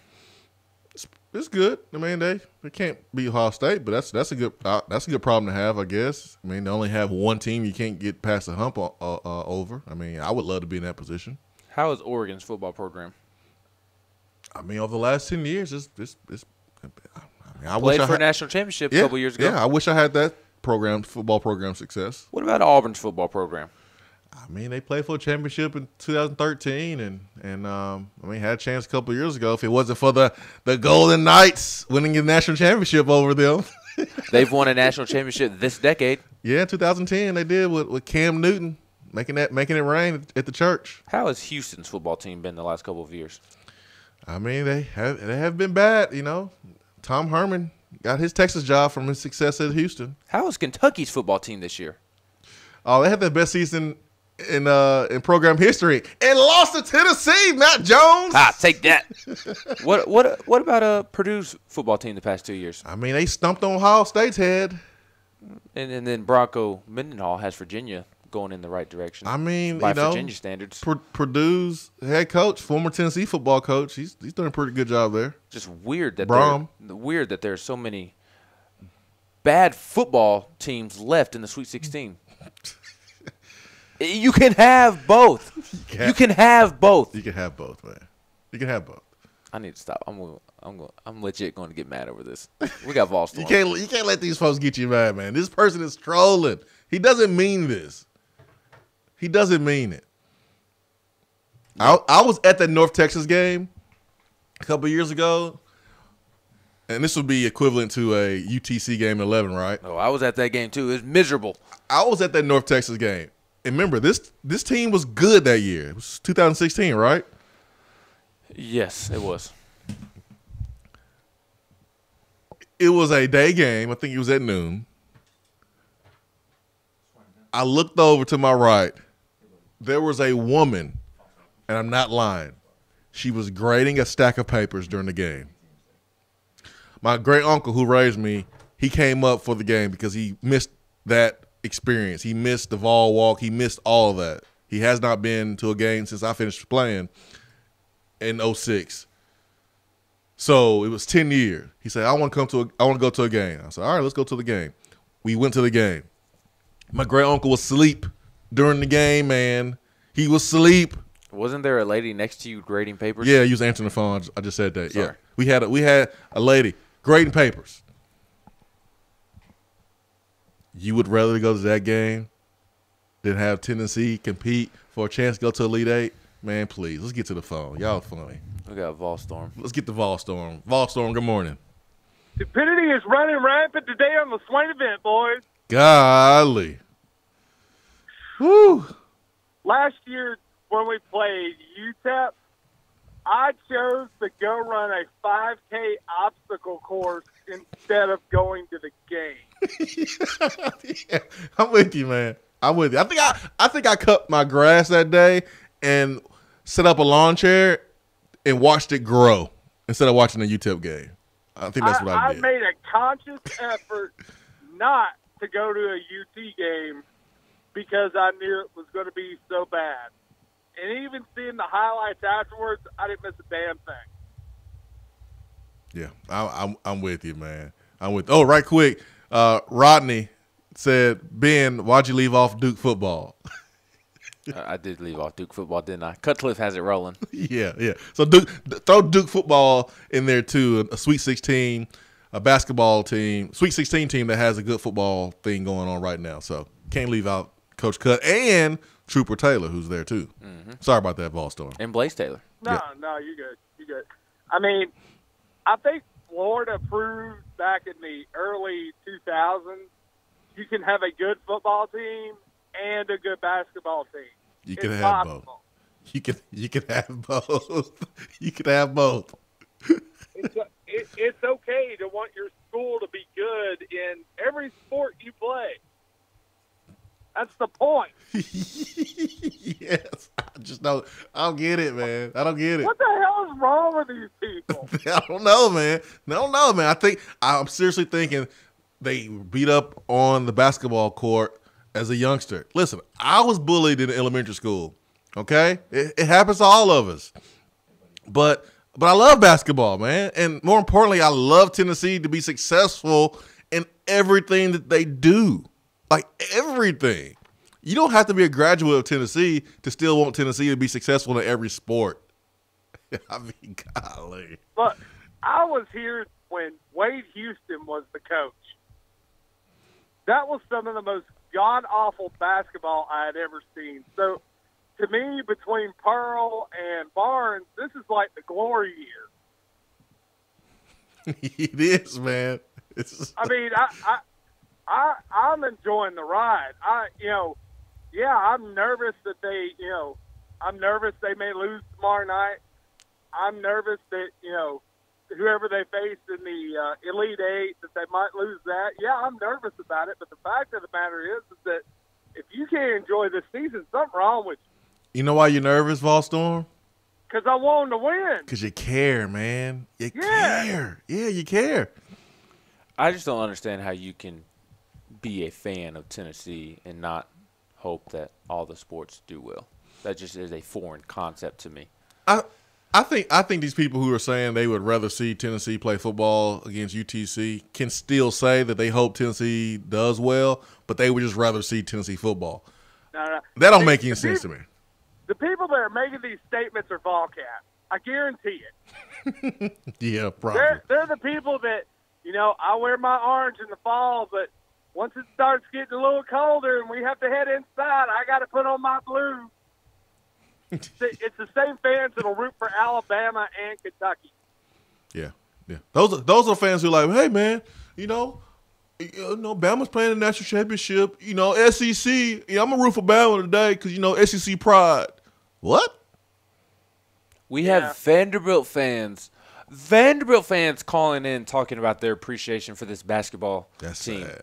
That's sad. And there are Tennessee fans that would rather watch Tennessee play UTC on a Saturday at 11 o'clock in 100-degree weather without sunblock over watching Tennessee playing the national championship. That Vanderbilt call just made those Tennessee fans who feel that way look really, really bad. The Vanderbilt fan likes watching Tennessee basketball play. I think this is funny. I just can't get over it. I can only imagine all the comments you're getting on the text box. It's pretty great. Oh, man. This is great. All right, boys. Have a good one. See ya.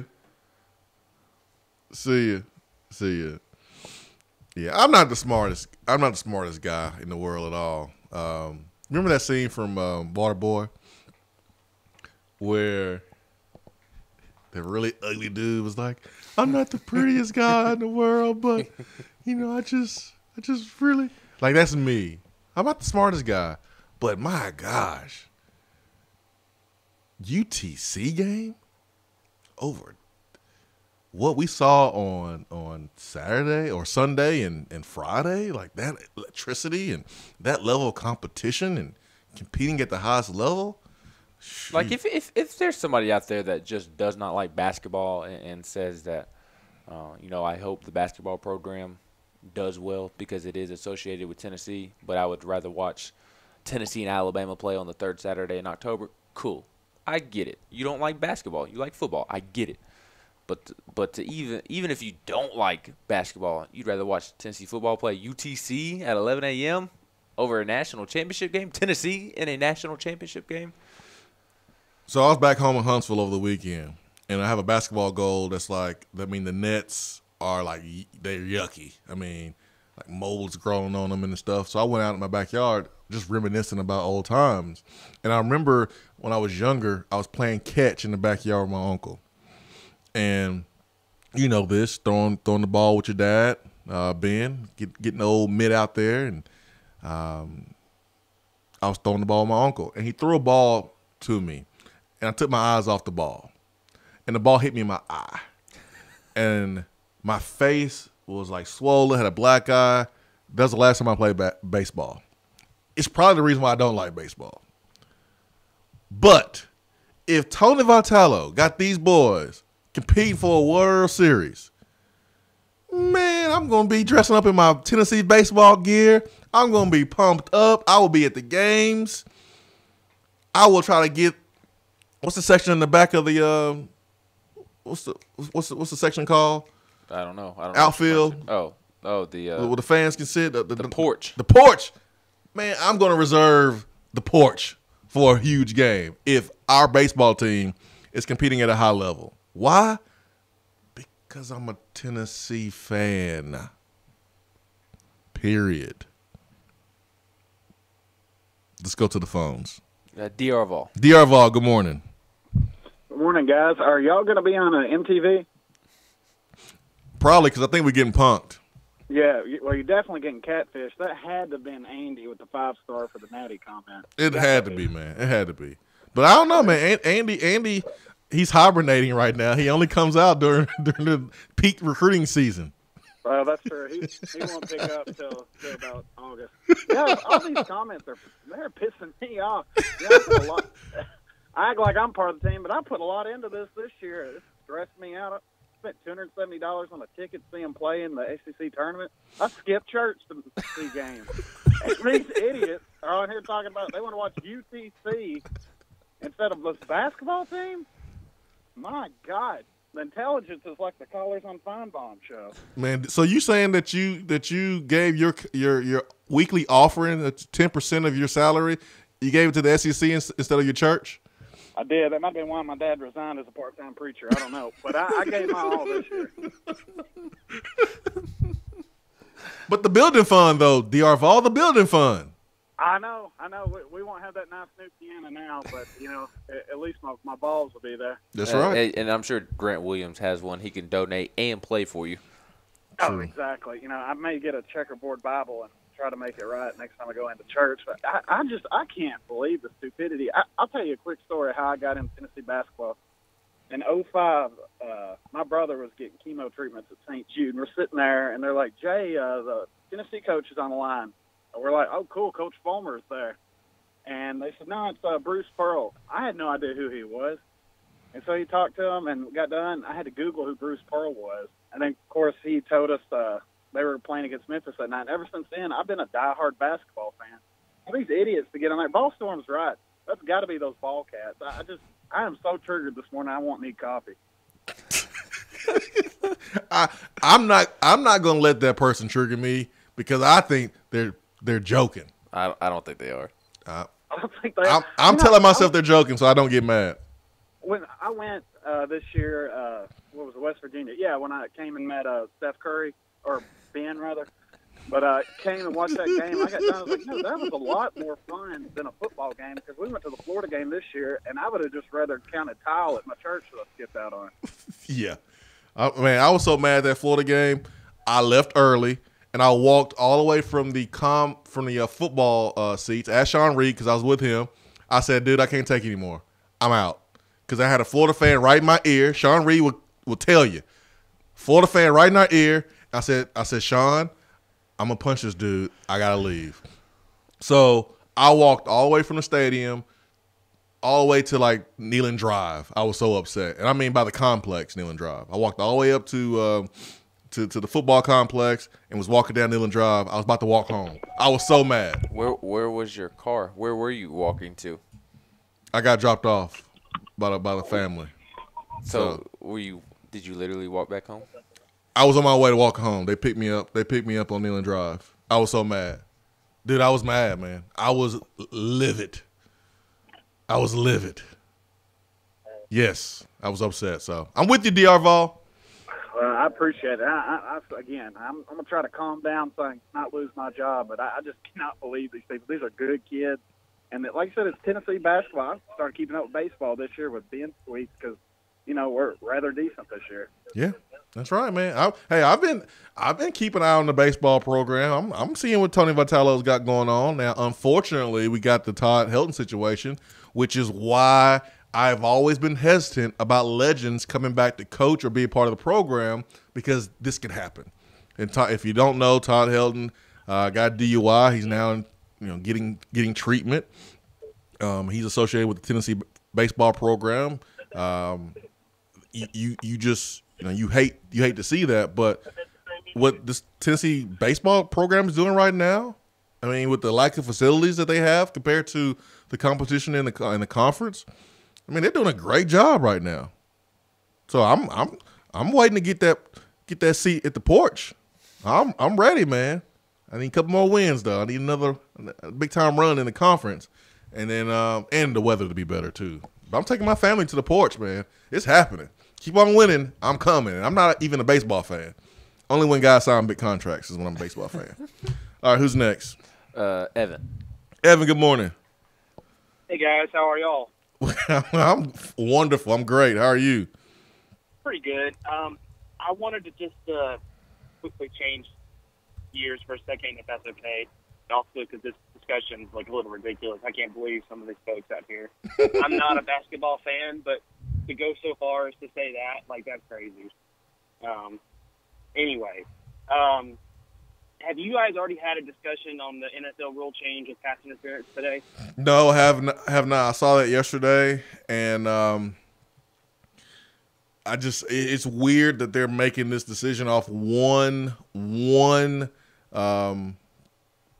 failed call. Now that cost the Saints an opportunity in the Super Bowl, but I mean it's one. I just hope they don't overreact. And well, here's the thing, like, because this is the point I wanted to bring up, and I've seen a lot of people saying, "Oh, finally, we're so glad this is being made now. It's going to make everything more fair." But one of the things I read a really interesting article about how this is really going to change the game when you're going to have coaches like Belichick who are going to use this as a weapon. Who, if you got a close game down in the fourth quarter, third down, and basically you're going to draw up a play where you take a player like, well, I guess before he retired, but Gronk, throw it out wide to Gronk, and, if he catches it, great. If he doesn't, even better, you've got 15 different camera angles. You just throw the challenge flag, and you more likely, you probably draw an interference because you've got a mismatch on size, and somebody's going to bump it. Yep. And it's basically just going to be automatic first down.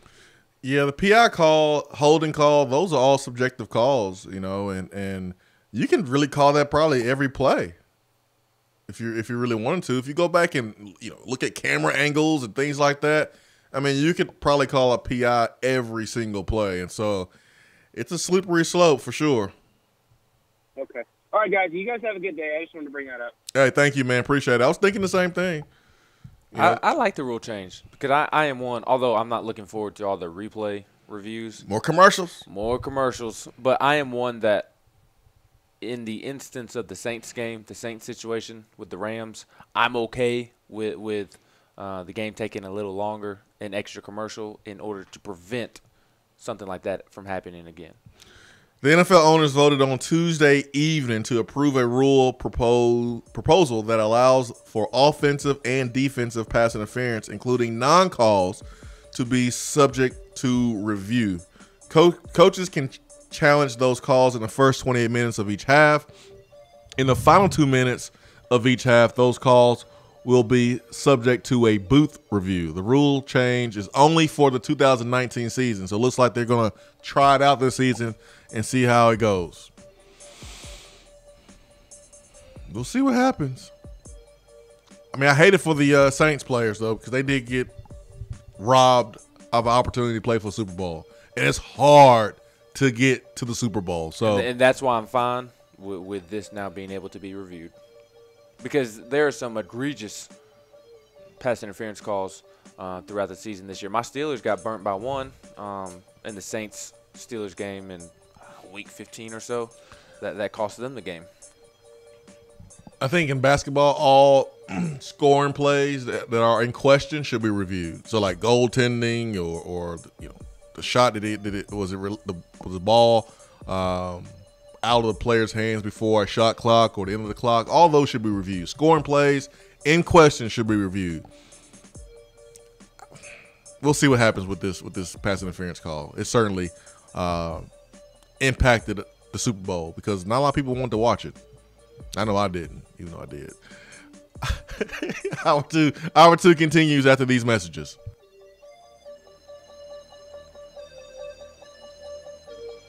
You're driving home, flashing blue lights in your rearview mirror. The next thing you know, you're being arrested for DUI. Be responsible, but remember, just because you're arrested doesn't mean you're guilty. Call DUI and criminal defense attorney Marcos Garza. Put this number in your phone right now, 865-540-8300, because you never know when you or a friend will need it. Don't say guilty, say Garza. 865-540-8300 and GarzaLaw.com. Thinking about trying CBD oil but not sure where to get it or who to trust for a quality supplement? Our friends at Tennessee Valley Hemp Company invite you to try their full spectrum hemp extract, available in 500 milligram and 1,000 milligram strengths. They are a local company based right here in Knoxville whose crops are grown in East Tennessee. Their farmers are committed to cultivating pharmaceutical grade hemp oil that produces results. It is only available in community pharmacies where you can get questions answered by experienced professionals. If you are unsure whether or not it's okay to take hemp extract with your existing medications, pharmacists are happy to perform interaction checks that keep you safe and healthy. You can find out more by visiting or calling any of these local drugstores. Gordon's Drugstore in Carnes, Vaughn's Drugstore in Powell, Stanford Drugs in New Tazewell, or Farragut Pharmacy in Farragut. Check them out on Facebook at Tennessee Valley Hemp Company, and don't forget to hit the like button. When you buy, remember to ask for the only hemp oil that supports your health and the power T. Tennessee Valley Hemp Company. These statements have not been evaluated by the FDA. This product is not intended to diagnose, treat, cure, or prevent any disease. JC's Tree and Landscaping Service specializes in quality tree work done at an affordable price. Trimming and removing trees are their specialty. They also offer other services like land clearing, stump grinding, crane services, and all of your basic landscaping needs for both commercial and residential. JC's will give you a free estimate and beat any written quote by a competitor to guarantee that you get the lowest price around. Don't risk your land with a fly-by-night service. JC's Tree and Landscaping is licensed and insured. Give them a call at 865-599-3799.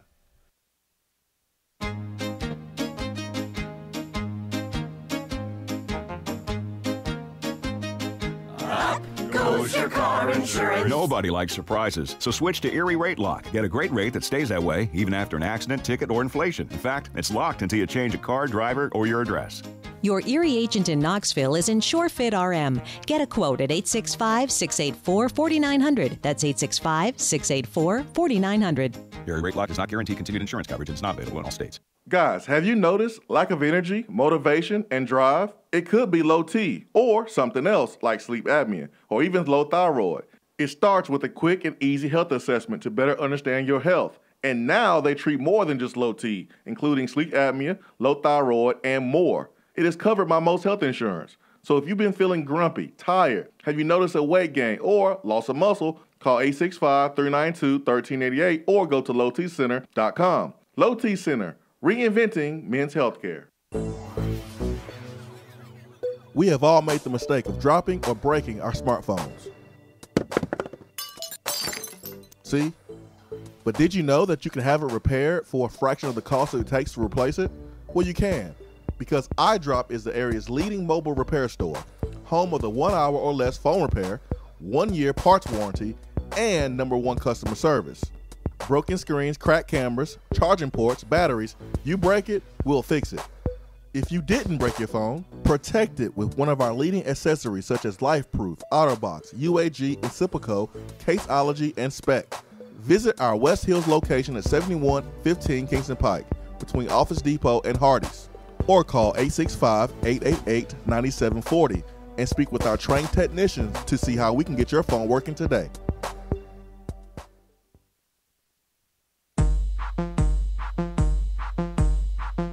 Dan Mullen posing awkwardly with recruits. For what? Gators working out wearing costumes. For what? Vanderbilt making a sorority-style video. For what? Aaron Murray and David Pollock opening their mouths. For what?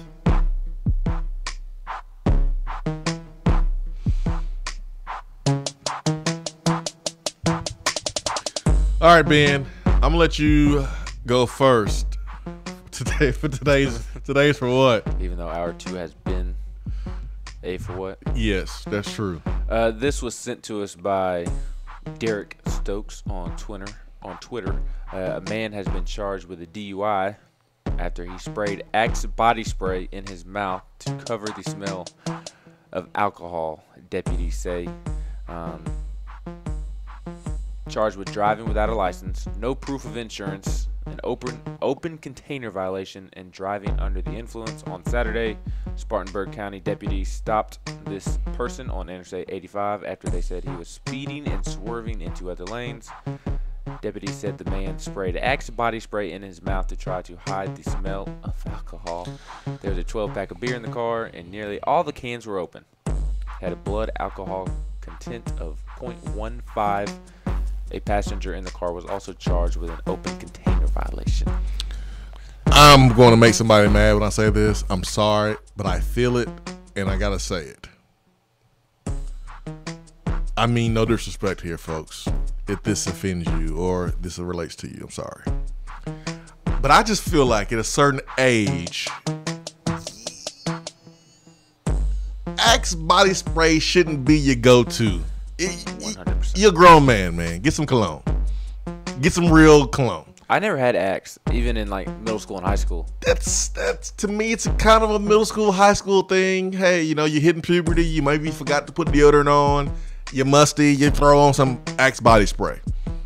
Well, it makes the girls run their fingers through your hair too. That's what the commercial says. But I just feel like once you get a certain age, man, go ahead and get you some Polo. Go ahead and get you some what's another cologne out there? Ralph Lauren, Izzy Miyake. Get you some Izzy Miyake. Dude, don't make me go upstairs and get the pantry out. Don't make me go school you on how to smell good. Don't make me school you. Sounds like a meal that you get at an Asian restaurant. No, don't make me school you. Yes, how about the old school Tommy Hilfiger cologne? That was a go-to in middle school for me. The Tommy Hilfiger cologne. I would like the Izzy Miyake, zero spice, please. Yeah, I know you don't like any spice. Axe body spray, guys. If you're over the age of 30, it's time to let it go. I've been telling Stokes that for a while now. Curve is good cologne. Get some Curve. I mean, there's a lot of good colognes out there. I mean, ladies, if you're over the age of 25, it's probably time to leave the love spell alone too. From Victoria's Secret, though. Hour 2 has just been a for what? Love spell is a middle school scent, ladies. Leave it, let it go. Hour 3 coming up.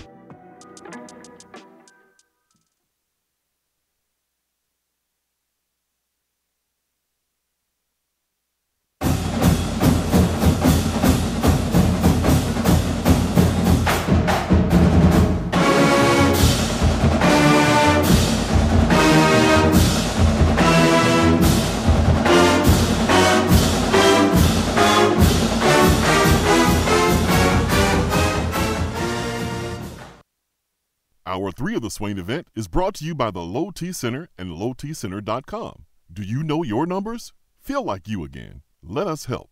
VFL's Jason Swain and Todd Kelly here with our Men on Football and Smoothie segment. Let's discuss some of our favorite smoothies and how they impact our lives. TK, man, tell me which smoothie comes to mind when you think about playing defense? Swain-O, the Peanut Butter Power Plus and the Power Punch Plus provide the energy needed to make plays every time they take the field. Then you have the Gladiator and the Hawk, nutrition every dominant player has to have. Bottom line, everyone wants to be a dominant player. Now, Swain, you tell me about the offensive side of the ball. TK, it's simple. You always score with Smoothie King. The shredder personifies what we are going to do to opposing defenses. The berry punch and activator will light up the scoreboard. And in case we need to go into overtime, the pure recharge will put us over the top for the win. Swain-O, you know I love football and Smoothie King. I'm a VFL, a Smoothie King for life. The chocolate gladiator and the chocolate shredder with the scoop of peanut butter, oh, that's my go-to smoothie. They get a chest bump all day. Yes, sir. This concludes our Men on Football and Smoothie King segment for today. Don't forget the Sip by Sip program. Use Smoothie King as a meal replacement 5 or more times a week and you'll feel and see the difference. Smoothie King, the healthy alternative to fast food. Delicious and nutritious. TK. Don't forget the peanut butter. Yeah, boy. Today looks to be sunny with a high of 64 and a low of 41. Sunshine tomorrow with a high near 68 and a low around 45. Partly sunny on Friday with a high in the low 70s. Weather on the Swain Event is brought to you by Be Dry. If your basement is wet or cracked, Be Dry can help. BeDry.com. Be Dry is celebrating 60 years of protecting homes across the U.S. They are the basement and crawl space experts. There has been historic rainfall in East Tennessee recently. If you are experiencing wet foundation walls, puddles on your floor, or water where your floor and wall meet, then you should call Be Dry. They have over 500,000 customers nationwide. Be Dry gives free estimates for all homeowners, financing is available, and if you mention the Swain Event, Be Dry will give you $500 off a full perimeter basement waterproofing solution. Wet basement? Better call Be Dry, 865-588-0454 or online at BeDry.com. Do you want a custom themed tumbler or bottle to show off your team spirit every day of the week? Well, look no further than Game Time Sidekicks. Every design has you, the fan, in mind. Their tumblers and bottles are double-walled, vacuum-insulated stainless steel, and their quality is second to none in the market. From stainless steel sippy cups to tumblers and sports bottles, Game Time Sidekicks offers something for the fan of all ages to rep their team with. They have many different logo options, so fans will have something they are proud to carry around all the time. Use promo code SWAIN at checkout to get 20% off of your entire purchase at GameTimeSidekicks.com. They also offer $5 flat rate shipping. Be sure to check out the Game Time Workshop on the website and customize your tumbler to make it one of a kind with things like your nickname, number, or initials. Game Time Sidekicks. Show your colors and carry your team. We have all made the mistake of dropping or breaking our smartphones. See? But did you know that you can have it repaired for a fraction of the cost that it takes to replace it? Well, you can, because iDrop is the area's leading mobile repair store, home of the 1 hour or less phone repair, 1 year parts warranty, and #1 customer service. Broken screens, cracked cameras, charging ports, batteries, you break it, we'll fix it. If you didn't break your phone, protect it with one of our leading accessories such as LifeProof, OtterBox, UAG, Incipico, Caseology, and Spec. Visit our West Hills location at 7115 Kingston Pike between Office Depot and Hardee's, or call 865-888-9740 and speak with our trained technicians to see how we can get your phone working today. You're listening to the Swain Event, fueled by Dead End BBQ. Check them out online at deadendbbq.com.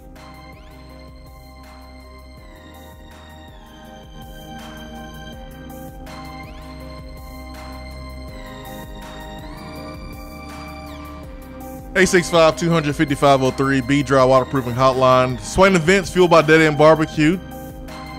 Their new menu is ready to be ordered from. You can, this is a cool thing. We were at Dead End on Friday, and Chris Lowe, he's lost a lot of weight.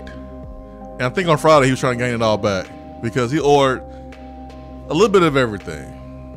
A little bit of everything. I know he went with his smoked bologna. Now you can do different portion sizes for your meat and for your sides.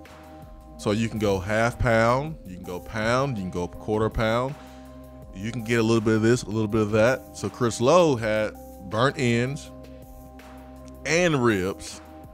I saw Dad, he had some smoked bologna. We got cream corn, pimento cheese, beans and sausage, mixed greens.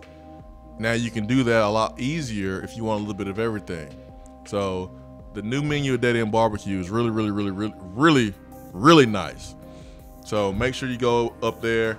Tennessee plays on Thursday. If it wasn't a school night, I'll be there late eating, grubbing. Last I checked, you didn't have school Friday. Oh, we got school Friday. You don't. Last time I checked, I'm a parent. I'm responsible for my kids getting their butt in their bed. Here's to take Tennessee basketball in the Sweet 16. Kids getting to bed on time. Oh, she can stay up and watch it. Yeah, she can stay up and watch it. I think. I had to check with the missus. But what time's her normal bedtime? Depends. It's supposed to be around 8:30, 8:39, but it won't be that day. Well, and that's fine. The game will be over probably about 9:30. Yeah, that's 9:45. fine. No, I am going to vote to let her watch the entire game, but we'll see what Mom says.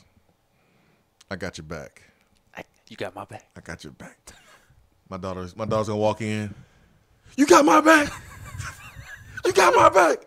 I'm gonna say yes. I got your back. I got your back. I'm gonna fight your mom so you can stay up and watch the game on Thursday night. You're gonna pick her up from school tomorrow, and she's gonna be like, "Daddy, can I stay up and watch the basketball game tonight?" Oh, and you're gonna be like, "Oh, I got to talk to Mom first," and then she's gonna, "You got my back, Daddy. You got my back. You got my back." All right, let's get to the phones. Let's get to Turkey Man. Turkey Man, good morning. Good morning, individuals. Let me tell you something. Good morning. You do not eat chili if you've had a gallbladder surgery. That must have been that piece of paper they tried to give me as I was running out the door to go home. I'm sure it was on that. Because everybody I've talked to said you don't do that. But I'm telling you what, that's not a good idea. I don't know if I'll ever be able to eat chili again now. But was it good? Was it good? No, it weren't. It was bad chili. That's what he made. Oh, yeah. out of a chili out of a can. Yeah. It was baked potato, and it looked good because I was thinking, I started getting hungry, and after going by and getting some nanner pudding and some ribs the other day, and buddy, my appetite's coming back, and I think, well, I'm getting hungry, and so wife made a baked potato and opened up canned chili, and I said it looked good, but it just weren't. See, Turkey Man, you learned a lesson. You don't eat chili from a can. You should have got chili from Dead End BBQ. That's your fault. That's right. Well, see, the thing about it is when we ordered it, it was on the menu and it was out. Gotcha. So that kind of made it rough, and so maybe if I try it again, I'll try that a little later on. But I don't know, brother. That was awful. But anyhow, I got 2 or 3 little things here. Hit and go. And I'm going to leave my last hit and go for last. Did you get that? I did get it. I actually got it too well. Yeah, too good. I got it too good. Yep. Okay. I seen where Illinois, those Iowa fans, they was just going crazy on Twitter, and I was kind of lost. And I tweeted just a little bit, but just think about this. You're tweeting us as bad as our football program's been, and we beat the socks off you. Goodness gracious. Lyle gracious. Jones. Turkey, man, that's graphic, man. It's graphic description there. With Lyle Jones. Yeah. And a wide receiver at running back. Yeah, that's true. Jalen Hurd, he's a wide receiver. Marlon Lane running back. threw a touchdown pass to Vic Wharton. Now the thing that got me, and I ain't hard to get over this. I was telling Ben this. I'll have to go back and listen to the podcast because I lost all chain of thought. Set me on a different track. No. But when Ball Storm called him and said that he run a 5K, I just stopped. Blowed coffee everywhere. And look, I'm thinking, does everybody see? You let that slide. I did let it slide. I did. I caught it though on purpose. Does everybody get a trophy? Did he win the 5K? If he won the 5K, then who else was standing up on them boxes with him as they put that medal around his neck. Do not let that go. Yeah. See, Turkey Man, I let it go because not everyone knows Volstorm and his real name and have seen Volstorm, so they don't know. They might think that Volstorm is like 6'2" and 178 pounds. Yeah. Well, the thing about it is, on a good day, before I started getting all this stuff here, I believe I'd give him a good run for his money. So you trying to say that you can beat Volstorm in a race? But here's the kicker now, Turkey Man. It wasn't just a 5K.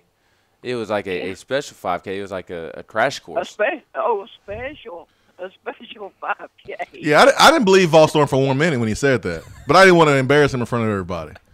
I didn't believe Volstorm. Ben said it was special 5K. It was special, all right. Yeah, I didn't believe Volstorm.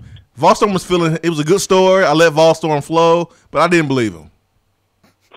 Sorry, Volstorm. Love you, though. Yeah. Well, I tell you what, I stopped, took a back. I moonwalked with my coffee cup as I come back to listen. Well, that's a visual. I just lost all chain of thought. But I'd like to hear more about that. And did he get a championship of life trophy? Did he get a participation trophy, or did they place him 1 through 3? And did he get the number 1 trophy? Well, I got a question, Turkey Man, and thanks for the phone call, buddy.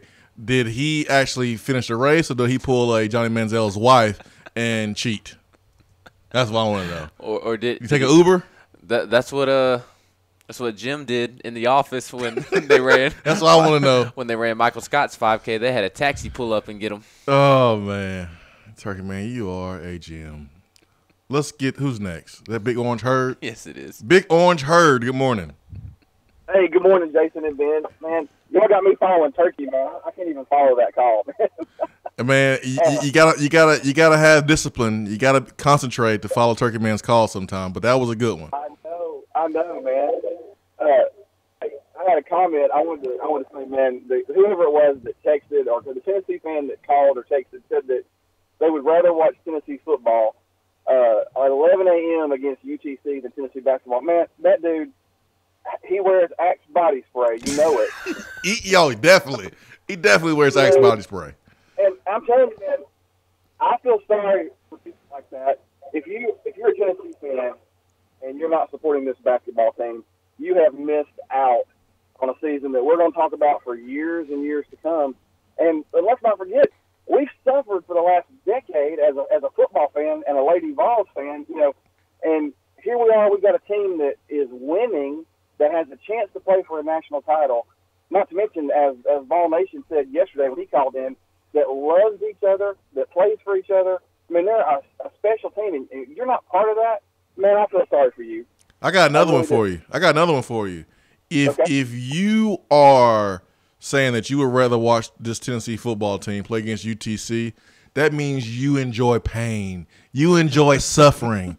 Why would you want to be happy to watch a team win 31 times in a season, beat Kentucky twice, be number 1 for 4 weeks of the season? You love pain. You enjoy it. You love it. You're sick.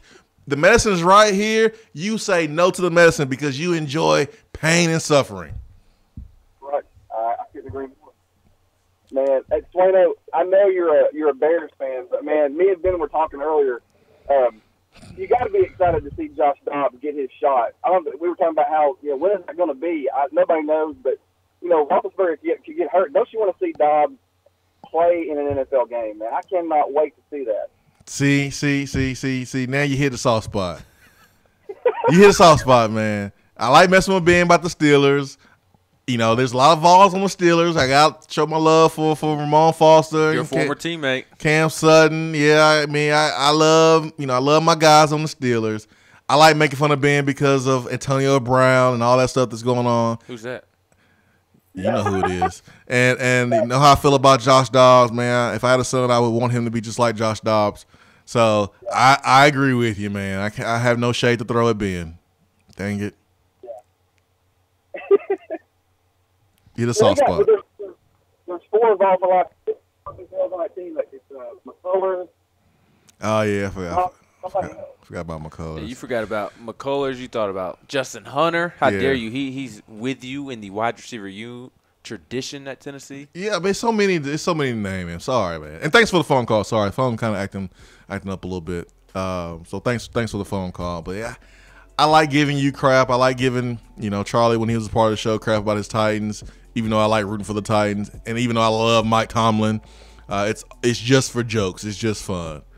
And then the Falcons. I like giving Stokes crap about his Falcons. The Maltese Falcons, as Titans Bill would call them. Yeah. 865-200-5503. Hour 3 is powered by Low T Center and lowtcenter.com, reinventing men's healthcare.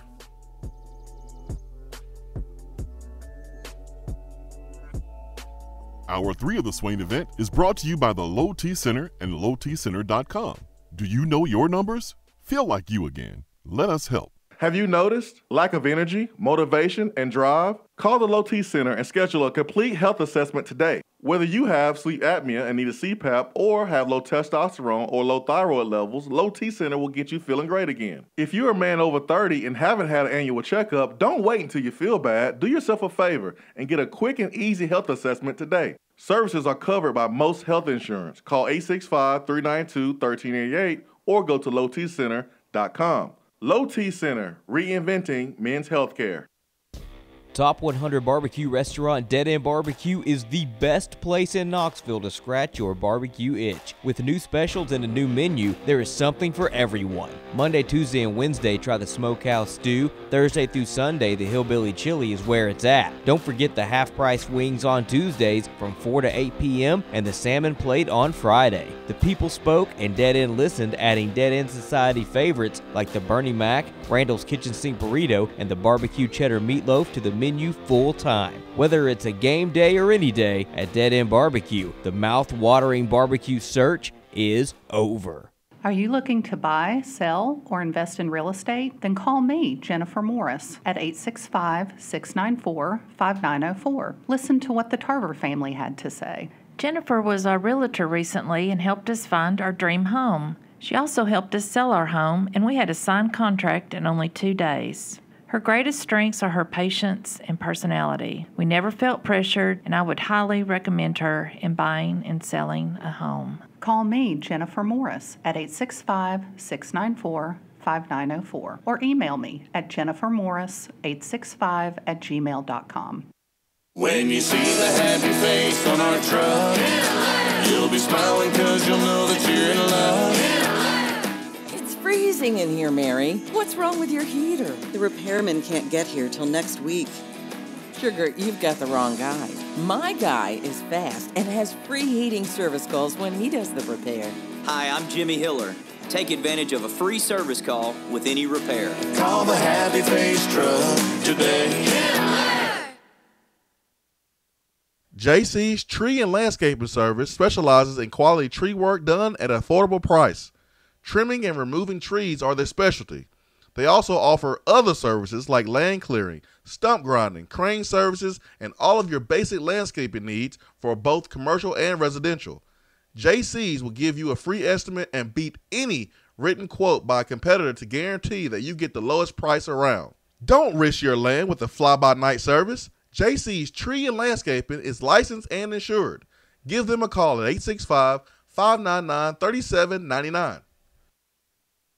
For a replay of each day's Swain Event TV, like us on Facebook.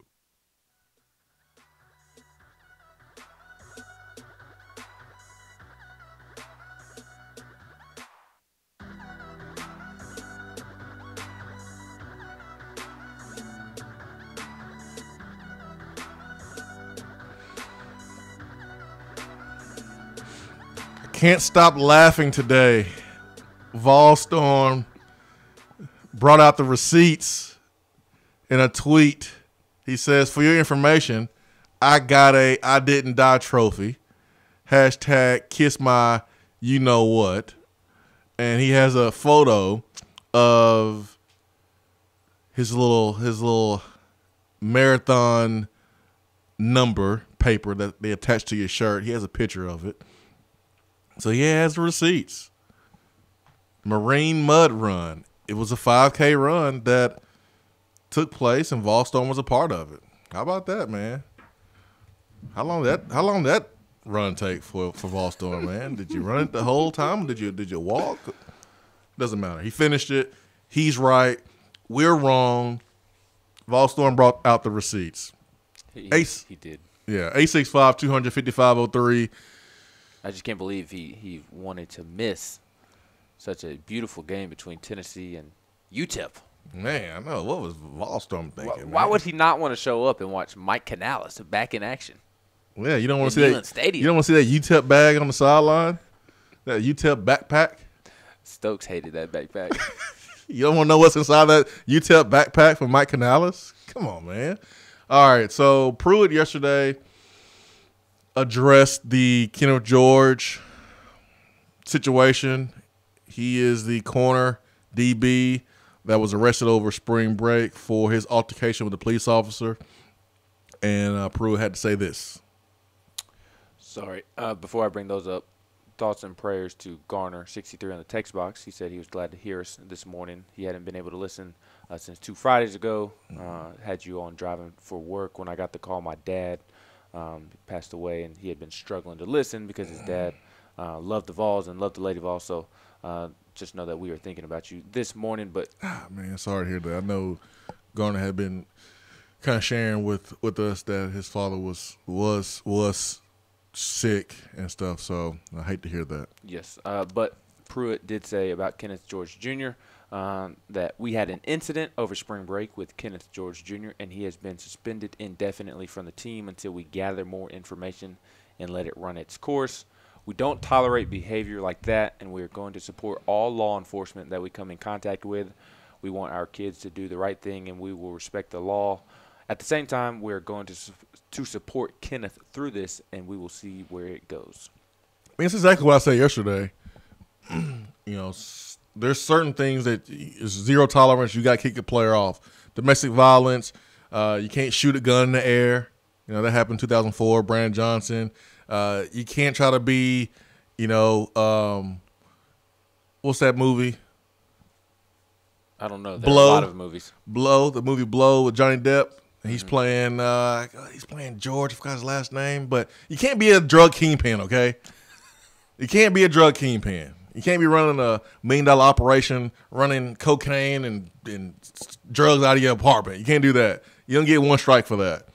But this incident, as ugly as it is, and we definitely respect law enforcement, and I have fans and I have friends and I have family that served. I mean, you don't ever want to see that. But at the same time, if you can help a young man be a better person, then you certainly want to take that opportunity. I think Coach Foreman got a lot of flack for guys that he gave second chances to because he saw that opportunity. Now, I would be lying if I sit here and say that every single time a player got in trouble, he gave a second chance to because he just wanted to give them a second chance to help them, and that them being a good player didn't matter or didn't factor into it. I would be lying if I said every case was like that. But Kenneth George I'm sorry, I haven't heard him make a play. I haven't heard the announcer say Kenneth George with the pass breakup or Kenneth George with the interception. I forgot Kenneth George Jr. was on the team until I saw he got arrested. Exactly. So I anticipated this move, which is why yesterday I said I would be on board with any decision that Pruitt would make, and I would understand. But hopefully George could be he can learn from this situation and be better. So it's good. Yeah, and Pruitt was asked a follow-up question on how Tennessee will continue to support Kenneth while he's suspended. And Pruitt said, you've got academic support. There's lots of ways from an educational standpoint, and we'll do that. Yeah. So there's no need to just strand the guy on an island and just let him drown. Did Pruitt sound like a head coach right there? Yes, he did. Okay. All right. There we go. I was telling you during the break, I thought Pruitt, he wasn't asked. He mentioned the Kenneth George Jr. situation in his opening statement, but I thought he answered it answered what would have been the question flawlessly. Oh yeah, he already attacked it before he was asked. Yeah, he addressed it up front. That is head coach material in a press conference setting. That was really good. He must have been hanging out with the old Debbie Cake himself in Tuscaloosa during his spring break. No, I don't think he was doing all that. I think Pruitt was hanging out with Rick Barnes with this basketball program because he said in his house they got Tennessee basketball fever. He did say that. He said every time that our basketball team is on TV, it's a family gathering for us. I got my 3- and 1-year-old in there, and they've got their little basketball goal. So every time that Jordan or Admiral or Grant or somebody else shoots one, they start shooting one too. It's exciting times to watch our guys play the way they play. All these guys have been great ambassadors for UT. Coach Barnes is doing a fantastic job and will definitely be watching. I thought that was very cool moment. What was a funny moment was when Coach was asked about what the coaching staff does during spring break, and he said, well, I mean, the players aren't here, so we can't work with the players. You get an opportunity to do whatever you want to do. You can work on football. You can work on opponents. You can spend time with your family. You can play golf. You can fish. You can hunt. What everybody else does on their free time.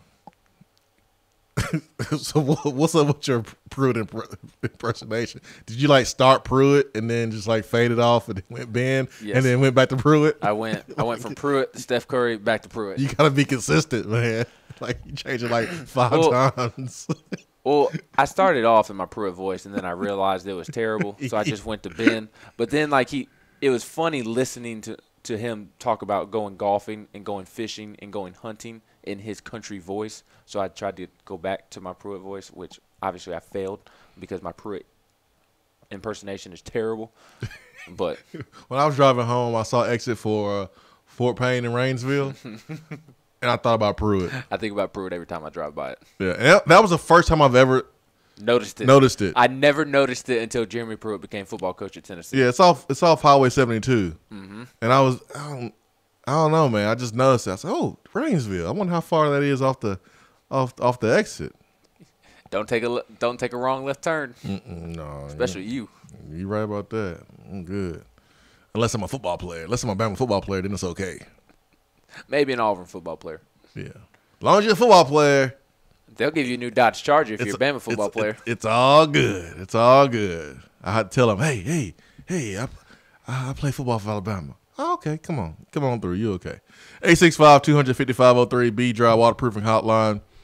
Pruitt, in reviewing Tuesday's practice, said that it was a little more spirited practice. You could tell the guys had been off for a good bit, and that the energy level. What are you laughing at? I can't help it. I'm really goofy this morning. I'm laughing. Robert Underwood tweeted out, "There's video evidence of Volstorm running the obstacles. Oh. It looks like a Nickelodeon obstacle course." All right, sorry, man. Go. Sorry. I was just don't saying, look at me. Don't look at me, and you won't laugh. All right. Oh, that time I can't hear you. Turn away. Turn away and read it. Pruitt, summarizing yesterday's practice, said that the team was very spirited, but he was not pleased with the sloppiness, too many turnovers, too many penalties, and he was not happy with the retention rate. He thought they had to go back and do some things that they had already touched on before spring break, and he wasn't happy with the retention rate in the first practice back from spring break. Is that about what you expected? Some turnovers, some penalties? Yeah, I expected them to be a little bit sloppy in their first day back from spring break, man. But are you happy to hear that the energy was there? Because that he did make a point several times to say, yeah, we were sloppy, but at least the guys were energized. It was a very spirited practice. Actually, the energy and the fact that it was a spirited practice is encouraging and probably more important than the retention right now. I mean, the enthusiasm is very, very important. Guys holding each other accountable and making sure that you don't waste time, because you don't get that time back. I mean, if you got the enthusiasm, you can still get things done. It's a new offensive system.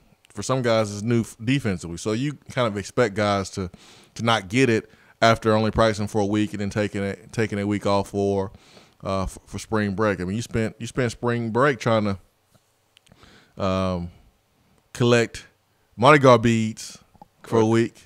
Collect phone numbers. collect phone numbers or whatever, and then you come back and now you're trying to, retain a new offensive system, new defensive system when coach is yelling at you. So, and you're a freshman or second-year player. So I kind of expected that, but it's good that they at least had the juice. Yeah, and he said that they were mistakes that Tennessee did not make on the first day of spring practice, and that yesterday was used as a review day. Tennessee went 5 days without practice, and now they kind of start over, and they wanted to go back to what they did on day one and just add a few things, and the retention rate from day one wasn't there, and they were a little bit sloppy in areas that they weren't sloppy in during that first spring practice, and part of that was simply snapping the ball to the quarterback and things of that nature. I'll say this about the quarterbacks: yesterday in the two portions of practice, the open portion that we got to see, Jarrett Garantano looked really, really good. Throws were on the money, leading guys, hitting them right in the chest. I mean, some really beautiful throws. And as Pruitt said in his press conference, you can tell Brian Maurer and J.T. Strout have talent. It's just a matter of being consistent, and you can tell that they're very young. But J.G. looked really good yesterday. I thought it was the best he's looked in the open portion of practice all spring. Yeah, fresh off of his tune-up with George Whitfield, quarterback guru. Pastor Mike in Cookville says 2 questions for you. Who's number 1 on the list to replace Holly? Number 2, is J.J. Peterson off the milk label? What's he look like this year? J.K., just joking. Who's next Lady Vols coach? I don't know who's the number 1 person on the list. Who would you call? Who's the first person you were calling? For me, it's Becky Hammond, the assistant coach for the Spurs. I don't think that she would take the job just because I do think she's a future NBA coach at some point. I think that will happen, and maybe she's above coaching in the college ranks, but that is the first person I'm calling. I look at the success of Dawn Staley, and she would be my first call too. She'd be my second. No, I mean Becky Hammond would be my first call because of the success of Dawn Staley, being a Olympian. She just dove right into the college game, and she's done a good job, won championships. So I would have Becky Hammond number 1, and then number 2 I would have Jeff Walls there at Louisville. I mean, he's young, he's successful. There at Louisville, I would call him. I'm going to answer your question like I did, but I'm uncomfortable talking about other coaches while we still have one. And I was the same way when Butch Jones was a coach.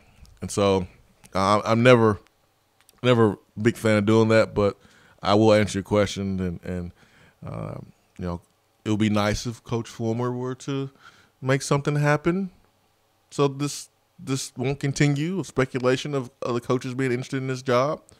I think a resolution needs to be announced here soon. But maybe the men's tournament run has something to do with that.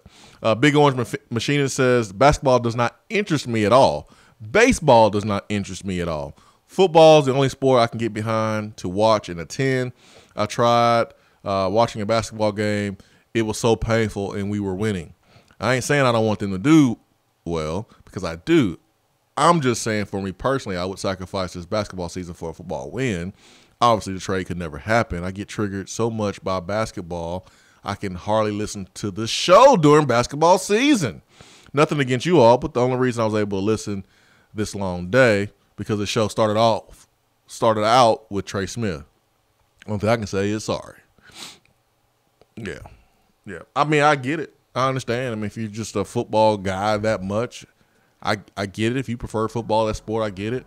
But it would be a disservice to this basketball program and to our young men to have a sports show in Knoxville talking about a program that hasn't won dilly poo in the last couple of years over a basketball program that's doing everything the right way and winning at a high level. But they're Tax Slayer Bowl champions. And led by an unbelievable human being like Rick Barnes.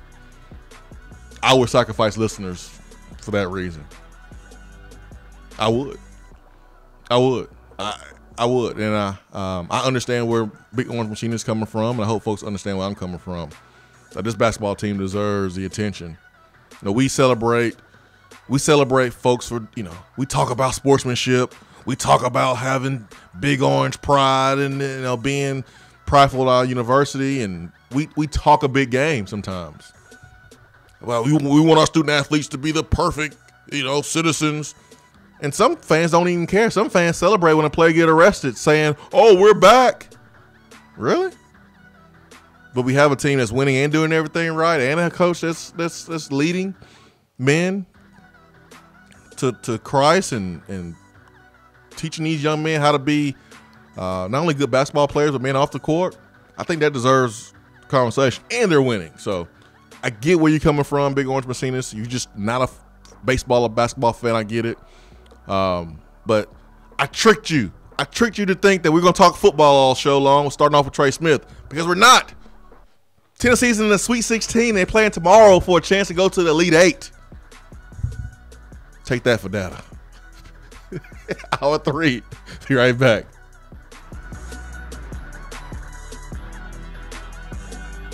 Hour 3 of the Swain Event is brought to you by the Low T Center and lowtcenter.com. Do you know your numbers? Feel like you again. Let us help. You're driving home, flashing blue lights in your rearview mirror. You pull over, step out of your car, and the next thing you know, you're being arrested for driving under the influence. Now what do? We all should be responsible. But remember, just because you're arrested doesn't mean you're guilty. Call criminal defense and DUI attorney Marcos Garza at 865-540-8300. The investigative teams at the Garza Law Firm know the justice system inside and out. They utilize cutting-edge technologies and investigative methods to prepare your specific case. Before you plead guilty to any criminal charges, call criminal defense and DUI attorney Marcos Garza. Put his number in your phone right now, 865-540-8300, because you never know when you or a friend will need it. Don't say guilty. Say Garza. 865-540-8300. 865-540-8300 and GarzaLaw.com. We have all made the mistake of dropping or breaking our smartphones. See? But did you know that you can have it repaired for a fraction of the cost that it takes to replace it? Well, you can. Because iDrop is the area's leading mobile repair store, home of the 1 hour or less phone repair, 1 year parts warranty, and #1 customer service. Broken screens, cracked cameras, charging ports, batteries, you break it, we'll fix it. If you didn't break your phone, protect it with one of our leading accessories such as LifeProof, OtterBox, UAG, Incipico, Caseology, and Spec. Visit our West Hills location at 7115 Kingston Pike, between Office Depot and Hardee's. Or call 865-888-9740 and speak with our trained technicians to see how we can get your phone working today.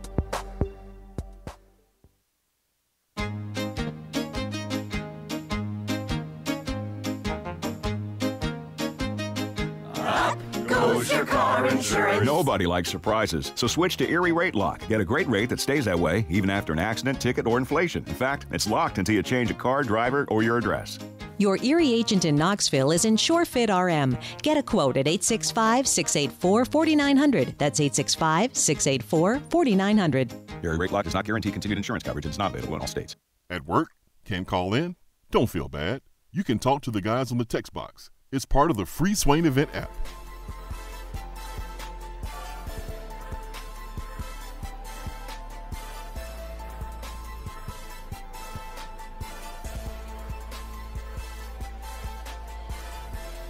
Let's go to the B-Dry Waterproofing Hotline. Hour 3 is brought to you by the Low T Center, lowtcenter.com, reinventing men's health care. Let's go to Mac. Mac, good morning. Hey, good morning, Swain. How you doing, man? Doing well. Making a little drive from Memphis over to Little Rock, so I appreciate you giving me something to listen to. Man, I feel so bad for you, man. That's the worst drive in the history of automobiles. Worst. It is so boring and flat and nothing to look at. It's terrible. Oh, man. But, yeah, I just wanted to call in and apologize. I can kind of see it both ways. I used to be on the dark side where I don't care about football, but I've seen light and a lot of thanks to you and Ben. So I want to thank you for that. But, I only went to the Vanderbilt Tennessee basketball game this year, and we left the game after we beat them in overtime, and there's some guys out on the front porch of their frat house, and they said, "Wait till football season." And as bad as that sucks, at least we have basketball. If we were sitting here talking about football, I mean, we won 5 games in the last 2 years, and it's off season. Oh man, hold on, let me stop you. The Vanderbilt example just made me feel really bad. Like I almost cried. That happened to you, man? Yeah. They said wait till football season. Were they drinking Natty Lights when they said that? I don't know. I kind of didn't look at them because I didn't really have nothing to say. That hurt. That would hurt me. That would hurt me if I was walking out the Vanderbilt game and the Vanderbilt fans. Vanderbilt, not Alabama, not Florida, not LSU, but Vanderbilt fans would say to me, "Waiting the football, and we lost to them already 3 times in a row." I would probably shed a tear. Exactly. I would probably cry, man.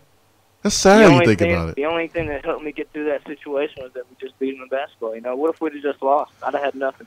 Oh, man. That's the worst pain ever, man. But all that to say, if we were talking about football right now, not only is it off season, we don't have a lot to talk about, but it'd also be pretty sad. I don't know what we would have to talk about. I know, man. It wasn't a catch on the sideline at practice. Yeah, that was a debate one day. That was a debate. I remember that. Did Josh Palmer? No, did D'Angelo Gibbs catch it or did he not catch it? He might not even play this year. Who cares? Exactly. But yeah, I just thank you and also apologize for all the people that are flying off the handle. Oh, I think it's amazing. I think it's funny, man. We're all different. Like I celebrate people who are different. I mean, there's people who look different, that believe in different things, that have different preferences. Like that's cool. I think that's what makes us special. Ben, he doesn't like spicy foods. He's not a weirdo. He's just a guy who doesn't like spicy foods. He can't handle it. I'm a wimp. He's a wimp, but that's him. That's Ben. That makes Ben who he is. And if a fan doesn't like basketball or baseball, then cool, whatever. But I think you are selling yourself short, and you're really missing out on a really cool fan experience to see a team like this Tennessee basketball team. It's not like this is Bruce Pearl's team where like you had a bunch of dudes getting in trouble and they were winning. No, like this is a team that it ain't just about winning on the court. It's how they carry themselves, and the head coach was a cast off from Texas, and everyone thought he lost it. And all he's done is take guys that no one wanted, and he's built a team that won 31 games. And was ranked #1 in the country. This is more than just about wins and losses with this basketball team and program. And they're winning and filling a void that's kind of left open by the Tennessee football program not being successful. So I think it's just really it's bigger than just wins and losses. So that's just me. But yeah, they're very personable. And one of the things you think about with this team, whenever you hear something news about this basketball team other than basketball, it's always positive. It's something that they've done for the community, or them, going to church, or how close they are off the court. Anytime you hear something about a sports team and it's not involving that sport, it's usually bad. And with this basketball team, it's the complete opposite. So I'll hang up and listen, but I really appreciate y'all, and take care. Hey, thank you, man. Safe travels. Let me ask something else. How about the story of Tom Sackoliak, Tennessee's SID? His amazing story of kidney transplant and how Rick Barnes changed his life. Mm-hmm. Does that get a lot of attention if Tennessee basketball's not winning as much, not having success? What about the fact that what time did Tennessee play on Sunday? 12:10. Mm-hmm. They probably the game finished up around 2:00.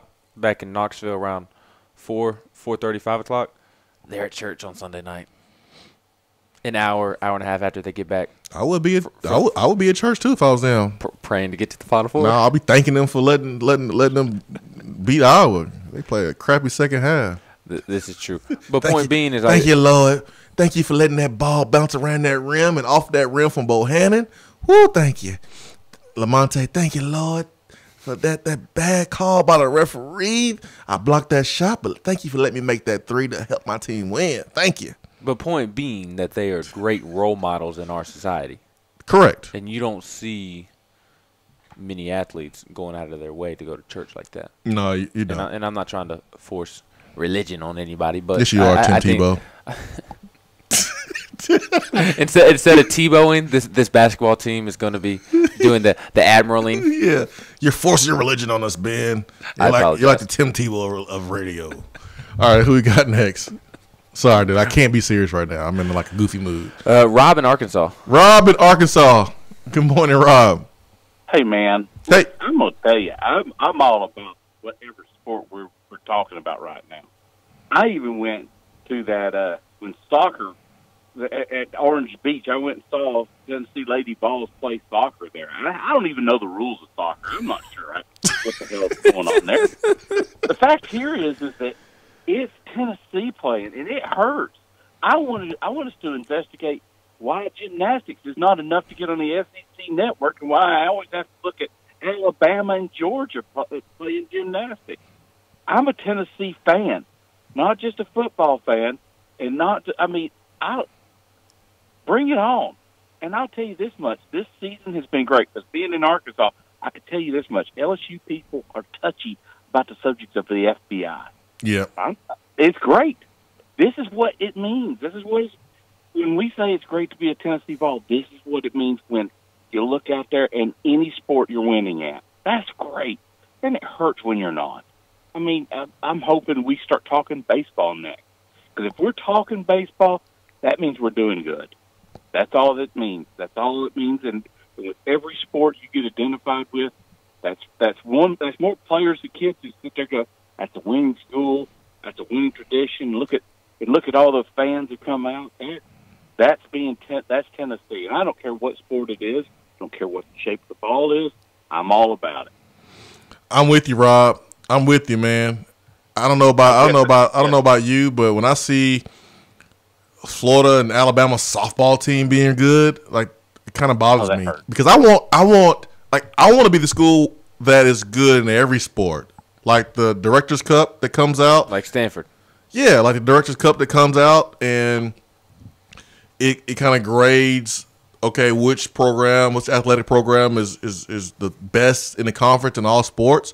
As a competitor, why don't you want to be first in the SEC? Why don't you want to be the best athletic program in the entire conference? I don't understand it. I look at Florida, and their baseball team is good. The basketball team won a couple championships. The football team is good. The softball team is good.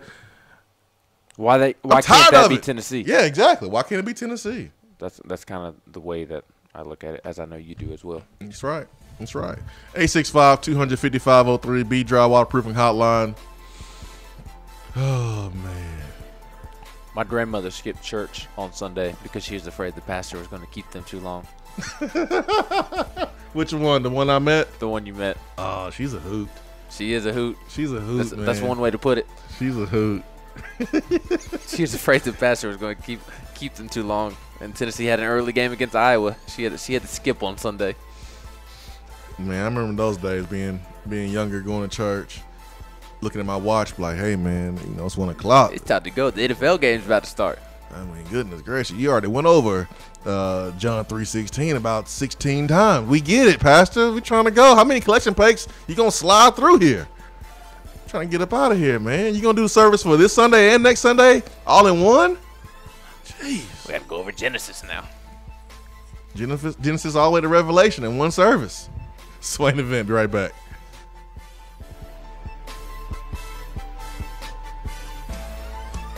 Hour 3 of the Swain Event is brought to you by the Low T Center and lowtcenter.com. Do you know your numbers? Feel like you again. Let us help. Today looks to be sunny with a high of 64 and a low of 41. Sunshine tomorrow with a high near 68 and a low around 45. Partly sunny on Friday with a high in the low 70s. Weather on the Swain Event is brought to you by B-Dry. If your basement is wet or cracked, B-Dry can help. BDry.com. Do you have sloping or uneven floors, foundation cracks, or a leaning chimney? Do your windows and doors not open properly, or are there gaps where the floor and walls meet? Don't worry, B-Dry offers approved foundation repair solutions like steel I-beams, helical piering, epoxy injections, carbon fiber applications, and more. Make sure that your home is on stable ground with B-Dry. Call them at 865-588-0454 or find them online at bdry.com. Thinking about trying CBD oil but not sure where to get it or who to trust for a quality supplement? Our friends at Tennessee Valley Hemp Company invite you to try their full spectrum hemp extract, available in 500 milligram and 1000 milligram strengths. They are a local company based right here in Knoxville whose crops are grown in East Tennessee. Their farmers are committed to cultivating pharmaceutical grade hemp oil that produces results. It is only available in community pharmacies where you can get questions answered by experienced professionals.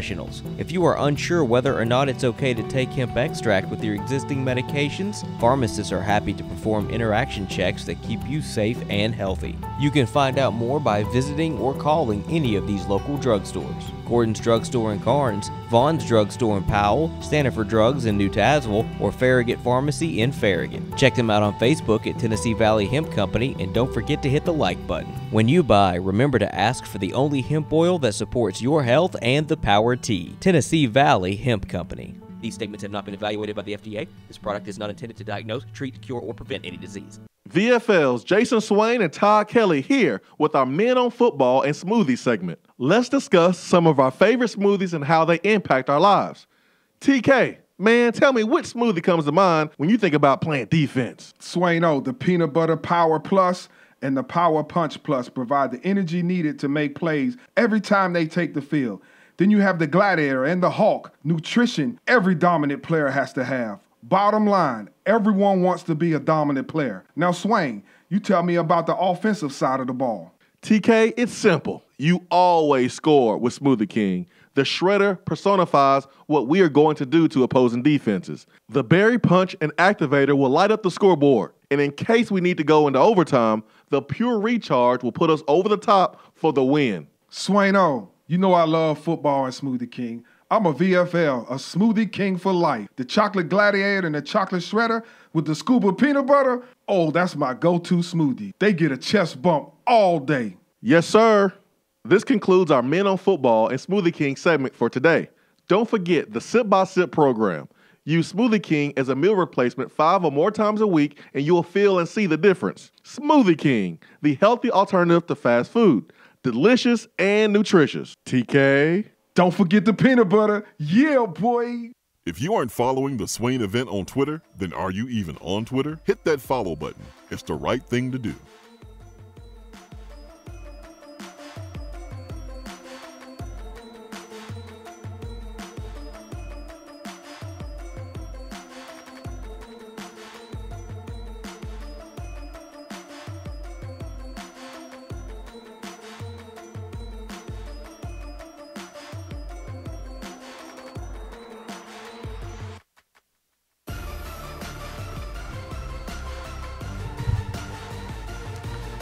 Of course, Ben's playing this song because he's a Steelers fan. You don't understand how happy it has made me to see Juju Smith-Schuster come out with comments about Big Ben. James Harrison come out with comments about Big Ben. Looks pretty staged to me. All coming out at the same time. You want to call up your boy Ramon Foster and ask him if his comments were staged? Listen, I know how Ramon Foster feels about his quarterback. I've known that for a while. You want to call up? But why is it all coming out at the same time? You want to call up and question Marquise Pouncey? What? He'll roll up on you. Why? He rolled with Aaron Fernandez in college. Who's Aaron Fernandez? I did say Fernandez, didn't I? I don't know Aaron Fernandez. Hernandez. I know Hernandez. I know who that is. I don't know who a Fernandez is. I don't know that guy. I don't know. I'm messing with you, Ben. It's good to see people come to the defense of Ben Roethlisberger. I'm messing with you. 865-200-5503 B Dry Waterproofing Hotline. But this show's been funny today. Speaking of funny, Triple O, who is on the line, will be happy. I'm sure. I'm sure he saw that Eminem might get the AAF to Detroit, so he'll have another football team he can root for in Detroit. You know, I thought about Triple OG Jamie during this whole time with Eminem, and I looked at Eminem's tweet. I think it was yesterday, and the third comment on there had me rolling and made me think of Triple O. Can I share that with you right quick? Go for it. Here's Eminem's tweet to the AAF. It says, "Dear AAF, please entertain this thought regarding the Iron and Express game. Allowing the players who actually fight would be key to the league's success, like hockey. I would watch every game, even though there is no Detroit team yet. Hint, don't blow it.